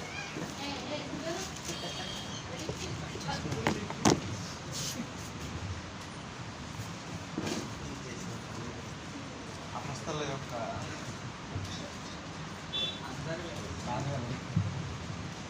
ఇదేమో తెలియదులే కానీ చూడండి ఒకసారి లోకాసు వార్త.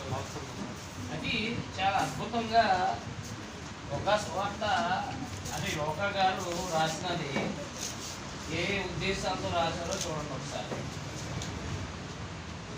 యోగా స్వార్త 1వ అధ్యాయం 1వ వచనం.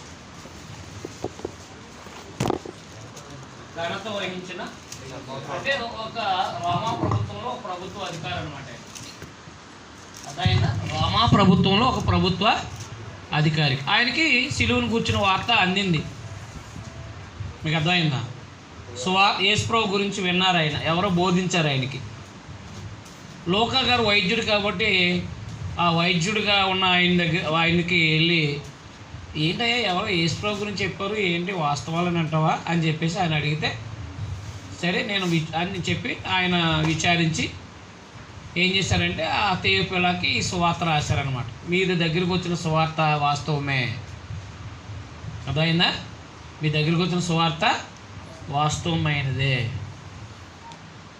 అని చెప్పి తేయోపిలాకి మొదటిది అంటే ఆయన మరణ సమాధి పునరుత్థానంలో ఆయన యొక్క సేవా పరిచర్య అంతా కూడా, ఆయన జననము, ఆయన యొక్క పరిచర్య అంతా కూడా సంక్షిప్తంగా రాసి, యేసుక్రీస్తు అన్యుడు కదా మరి తేయోపిల ఎవరో అన్యుడు. ఆ అన్యుడు లోకా కూడా అన్యులే, లోకా కూడా ఎవరో అన్యుడే. ఈ అన్యుడు ఈయన లోక గారు పౌలు గారి యొక్క 2వ సువార్త ప్రయాణం నుంచి 16వ అధ్యాయంలో అపోస్తల కార్యంలో 2వ సువార్త ప్రయాణం నుంచి కూడా ఉన్నారు. ఆయన మొదటి సువార్త 2వ సువార్త ప్రయాణం 3వ సువార్త ప్రయాణంలో ఉన్నారు. ఎవరి చేత రక్షించబడ్డారో మనకు తెలియదు, కానీ ఆయన మొత్తం మీద అపోస్తలైన పౌలు గారు సువార్త ప్రయాణంలో ఉన్నారు. పౌలు గారితో కూడా సువార్త పనిలో పాలు భాగస్తులై ఉన్నారు. ఆయన ఏం చేశారంటే ప్రభువుల గురించి పరిష్కారంగా తెలుసుకున్నారంటండి. అదే చదవండి ఒకసారి లోక సువార్త 1వ అధ్యాయం. ఆరంభము నుండి కనులారా చూసి, చూడండి కనులారా చూసిన వాళ్ళు, కనులారా యేసుప్రభుని చూసిన వాళ్ళు ఎవరో? అపోస్తలులే. కనులారా చూసి నా వాక్య సేవకులైన వారు మనకు అప్పగించిందంటే అపోస్తలు అప్పగించారు, లోకా గారు చెప్పారనమాట. మనకు అప్పగించిన ప్రకారం మన మధ్యన నెరవేరిన కార్యాలు గూర్చి వివరంగా రాయటానికి అనేకులు పూనుకున్నారు కనుక నేను కూడా, అదిగో ఆయనకి విన్నాడనమాట. యేసుప్రభు గురించి ఉపదేశించబడిన సంగతులు నిశ్చయము, జాగ్రత్త పెట్టుకోండి, అది నిశ్చయముగా జరిగినవని తేయోఫిలా నువ్వు తెలుసుకోవడానికి వాటన్నిటిని మొదటి నుండి తరచి పరిష్కారంగా తెలుసుకున్నాను. నేను నీ పేరట వాటిని వరుసగా అది. కాబట్టి ఈ తేయోఫిలాకి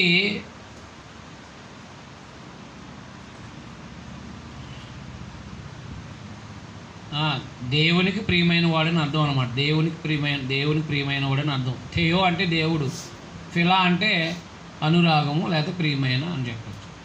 కాబట్టి తేయోఫిలాకి రాశాడనమాట. ఏది వరుసగా పరిష్కారంగా తెలుసుకున్నవన్నీ కూడా, అంటే ఆ వాక్య సేవకులని వారు బోధించిన సంగతుల్ని పరిష్కారంగా తెలుసుకున్నాడు. ఈయన ప్రభుత్వ ఉద్యోగి కాబట్టి ఎవరో కాబట్టి ఈయన ప్రభుత్వ ఉద్యోగి తగ్గట్టుగా చెప్పుకొచ్చాడు. ప్రభుత్వ ఉద్యోగికి ఏం మెన్షన్ చేయాలి? ఆయన జన్మించినప్పుడు కైసర్ ఎవరు? 2:1 కైసరు ఐగుస్తు. అవునా? కైసరు ఐగుస్తు. మీకు అర్థమైందా? అర్థం లేదా? చూసారా ఇక్కడ పరిచయం చేశారు. మరి మత్తయి సువార్తలో పరిచయం చేశాడు అలాగా. లోకా గారు కోట్ చేశారు. ఏది? ఆయన ఎందుకు యేసుక్రీస్తు వారు బెత్లెహేంలో జన్మించాల్సి వచ్చిందంటే, యూదులేమో ప్రవచనం ఉంది కాబట్టి ప్రవచనం ప్రకారం బెత్లెహేంలో పుడతారని వాళ్ళు అన్నారు. కానీ లోకా గారు ఏమన్నారు? కైసరు ఐగుస్తు అనే చక్రవర్తి ఏం చేశాడంటే ప్రజా సంఖ్య రాయాలని ఆయన ఆజ్ఞాపించాడు. ఆ ప్రజా సంఖ్య రాసినందుకు రాయబడడం కోసం వీళ్ళు యెరూషలేముకి వచ్చారు, అంటే బెత్లెహేంకి వచ్చారు. బెత్లెహేంలో ఆమె ఆ సమయానికి ఆమె ప్రసవ దినాలు నిండినాయి కాబట్టి ఆమె ప్రసవించింది అని చెప్పేసి ఎవరు? లోకా గారు కోట్ చేశారు. ఇప్పుడు ప్రభుత్వ ఉద్యోగికి వెలుగుతుంది ఎలాగదా? ఓహో, కైసరు ఐగుస్తు కాలంలో ఇలా జరిగినవి వాస్తవమే. ప్రభుత్వ సంబంధమైన విధానాలు వాళ్ళకు ఉంటాయి కాబట్టి అధికారంలో వాళ్ళకి ఆ విషయాలు వెలుగుతాయి అన్నమాట. తర్వాత ప్రభు మరణించినప్పుడు, అంటే ప్రభు పరిచర్య చేసినప్పుడు ఎవరో చెప్పుకొచ్చారు. లోకాసు వార్త 3 జాగ్రత్త గుర్తుపెట్టుకోండి విషయం. లోకాసు వార్త 3:1 చూడండి. అంటే ఇప్పుడు ప్రభు 30 సంవత్సరాలు, ఈయనేమో జన్మించినప్పుడు ఎవరు కైసరు? జన్మించినప్పుడేమో ఔగుస్తు. కైసరు ఔగుస్తు. అర్థమైందా? ఆయన బాప్తిసం పొందినప్పుడు ఎవరు? తిబెరి కైసరు. అంటే ఇంచుమించు 3.5 సంవత్సరాలు ఆయన బాప్తిసం పొంది దేవుని రాజ్యం రాబోతుందని చెప్పారు కాబట్టి ఆయన ఇంచుమించు ఆయన పరిచర్య ప్రారంభం నుండి ఆయన మరణించే వరకు కూడా తిబెరి కైసరే పరిపాలించారనమాట. అది ఆయనకు అర్థమవుదా? అది చూసారా? అసలు ఆ రచన శైలి చూడండి ఒకసారి. ప్రభుత్వ ఉద్యోగి తగ్గట్టుగా రాసుకొచ్చారు ఆయన. ఈరోజు పొంతి పిలాతు చెప్పుకొచ్చాడు కదా. ఎవరు అధిపతులు? ఎవరో చెప్పుకొచ్చాడు. అధిపతులు అంటే ఆ రోమాపట్నంలో ఉండేది కైసర్లు, దేశాల మీద ఉండేది రాజులు. అయితే యోధ దేశంలో ఏ రోజులు వాళ్ళ బిరుదు, అది ఏ రోజు పనిచేసేవాడు. కాబట్టి ఆయన మరణించినప్పుడు ఎవరు? అంటే మరణించినప్పుడు గవర్నర్ ఎవరు? మరణించినప్పుడు తిబెరి కైసరే. గవర్నర్ ఎవరు? పిలాతు. అదైనా గవర్నర్ ఎవరు? పిలాతు అనమాట. చూసారా? ఈ విషయాల్లోంచి మనం చూడగలిగితే ఆయన జన్మించినప్పుడు చక్రవర్తి ఎవరు? ఎందుకు ఏమేమి జరిగినాయి ఆ కాలంలో? ఆయన బాప్తిసం పొంది దేవుని రాజ్య సువార్త ప్రారంభించేటప్పుడు ఎవరు? కైసరు ఎవరు? దాని కింద అధిపతులు ఎవరు? ఆయన గలిలయ ప్రాంతంలో ఉన్నప్పుడు అక్కడ ఆ యొక్క హేరోదు అని స్పెసిఫిక్గా మాట్లాడి మరణించేటప్పుడు పిలాతు అని చెప్పేసి స్పష్టంగా చెప్పడం జరిగిందనమాట. అయితే యేసుక్రీస్తు వారు భూమి మీదకి వచ్చి చనిపోయి సమాధి చేయబడ్డారు. ఈ పిలాతు అనే ఆయన యూదయ గవర్నర్ అనే ఆయన కాలంలో అదైనా ఒక హేరోదు కూడా ఆయన గురించి విచారించిన తర్వాత హేరోదు కూడా అదే సమయాన్ని ఉన్నాడని కూడా రాసింది ఎవరు? ఇప్పుడు అనుమానం వస్తుంది ఎవరికి? అదేంటి పిలాతు తీర్పు ఇచ్చేయడం ఏంటి? ఆయన ఏ ప్రాంతం వాడు? ఆ ప్రాంతం వాడు తీర్పు ఇచ్చాలని అనుమానం లేకోకుండా ఎవరికి? ఆయనకి పిలాకి అనుమానం లేకుండా, అయ్యా పిలాతు ఈయన ఏ ప్రాంతం వాడో తెలుసుకుని ముందే ఆయనకి దగ్గరికి పంపించాడు. ఎవరి దగ్గరికి? ఏ రోజు అదే సమయంలో యెరూషలేములో ఉన్నాడని చెప్పి మెన్షన్ చేశాడు. ఎవరు? పిలాతు. అర్థమైందా? అంటే ఇప్పుడు చారిత్రక రుజువులతో, ప్రవచనాల రుజువులతో యేసుక్రీస్తు వారు చనిపోయి సమాధి చేయబడి తిరిగి లేచాడు అని ఆయన కైసరికి, అదే తేపిలాకి స్పష్టంగా రాసుకొచ్చారు. మీకు అర్థమైందా? అర్థం లేదా?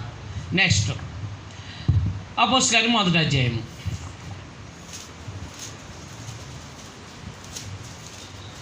అపోస్తలుల 1వ అధ్యాయం 1 నుంచి.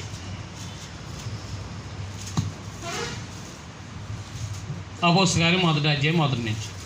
ఓ తేయోఫిలా, యేసు తాను ఏర్పరచుకున్న అపోస్తలులకు పరిశుద్ధాత్మ ద్వారా ఆజ్ఞాపించిన తర్వాత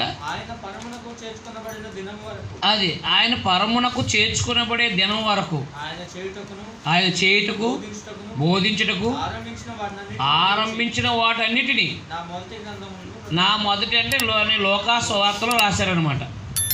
ఆ మొదటి గ్రంథం ఏది? లోకా సువార్త. మొదటి గ్రంథములో రచించి తిని ఆ తర్వాత ఆయన మరణించి తిరిగి లేచిన తర్వాత 40 దినాల వరకు శిష్యులకు అగబడుతూ దేవుని పరిపాలన గురించిన విషయాల గురించి బోధిస్తూ అనేక రుజువులను చూపిస్తూ వారికి తాను సజీవుడిగా ఎవరికి? అపోస్తులకి అన్నమాట. అయ్యా 40 రోజులు తిరిగి లేచిన తర్వాత ఆయన తిరిగి లేచిన తర్వాత 40 రోజులు ఆయన సజీవుడిగా కనపరుచుకున్నాడని నేనే చనిపోయి తిరిగి లేచినాను అని చెప్పేసి కనపరుచుకున్నాడు అని చెప్పేసి చెప్పాడనమాట. ఆయన వారిని కలుసుకుని ఇలాగ ఆజ్ఞాపించాను,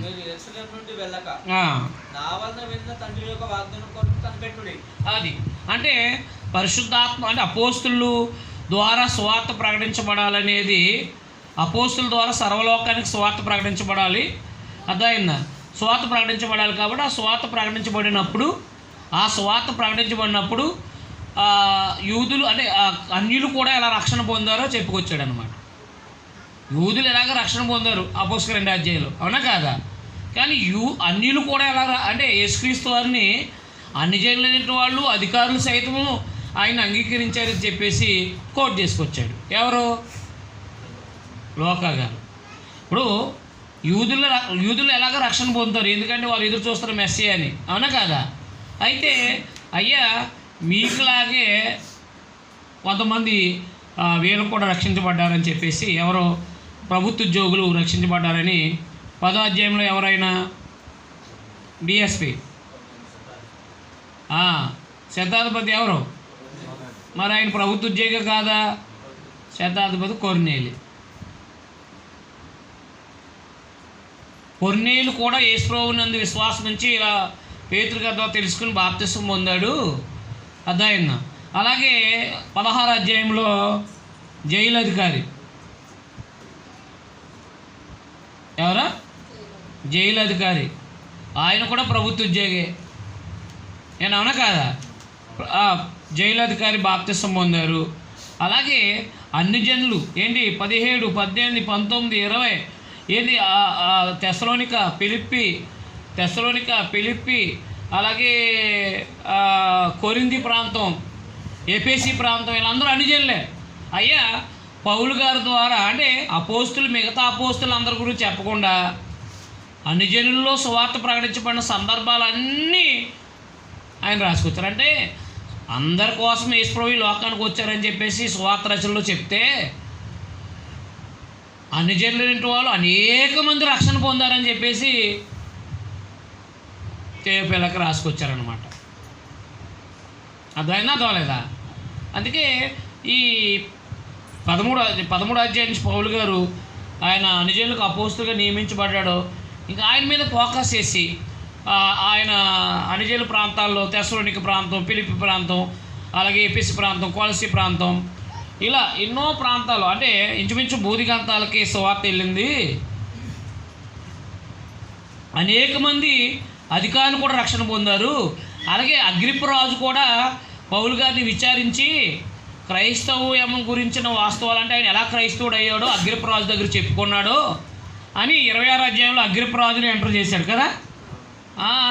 మరి అన్నీ ఇంటర్ఫియర్ ఎందుకు చేశాడంటే అయ్యా మీ దగ్గరికి మీరు ఎన్నో సువార్త వాస్తవమే, ఆయన అందరి కోసం వచ్చాడు, ఆయన ప్రభుత్వ ఉద్యోగులు కూడా అధికారులు సైతం ఆయనకు సిలువను కూర్చున్న వార్త విన్నారు, విని అంగీకరించారు అని చెప్పేసి చాలామంది అన్ని జనుల్ని, ప్రభుత్వ ఉద్యోగుల్ని, రక్షణ పొందిన వారి లిస్టు చెప్పుకొచ్చాడు అనమాట ఆ పుస్తకాన్ని. అర్థమైందా? అర్థమలేదా? కాబట్టి మీరు ఆ కోణంలో చదువుకురండి, చదువుకు వస్తే అర్థమవుతుంది. 1 నుంచి 12 అధ్యాయాల వరకు పేతురు గారి పరిచర్య ఉంటుంది. 13 నుంచి 28 అధ్యాయాల వరకు పౌలు గారి పరిచర్య ఉంటుంది. అయితే మనం స్పీడ్గా వెళ్లకుండా ఏం చేస్తామంటే అధ్యాయాలుగా చదువుకుంటూ ఏ పత్రిక ఎప్పుడు చదవాలో, ఎప్పుడు రాయబడిందో ఆ కాలానికి అనుగుణంగా మనము రాసుకుంటాం. అంటే అపోస్తల గారు అయ్యేటప్పటికి పౌలు గారు రాసిన పత్రికలన్నీ చదివేస్తాం అన్నమాట. నేను అర్థమైందా, అర్థం లేదా? రైట్, చదువు.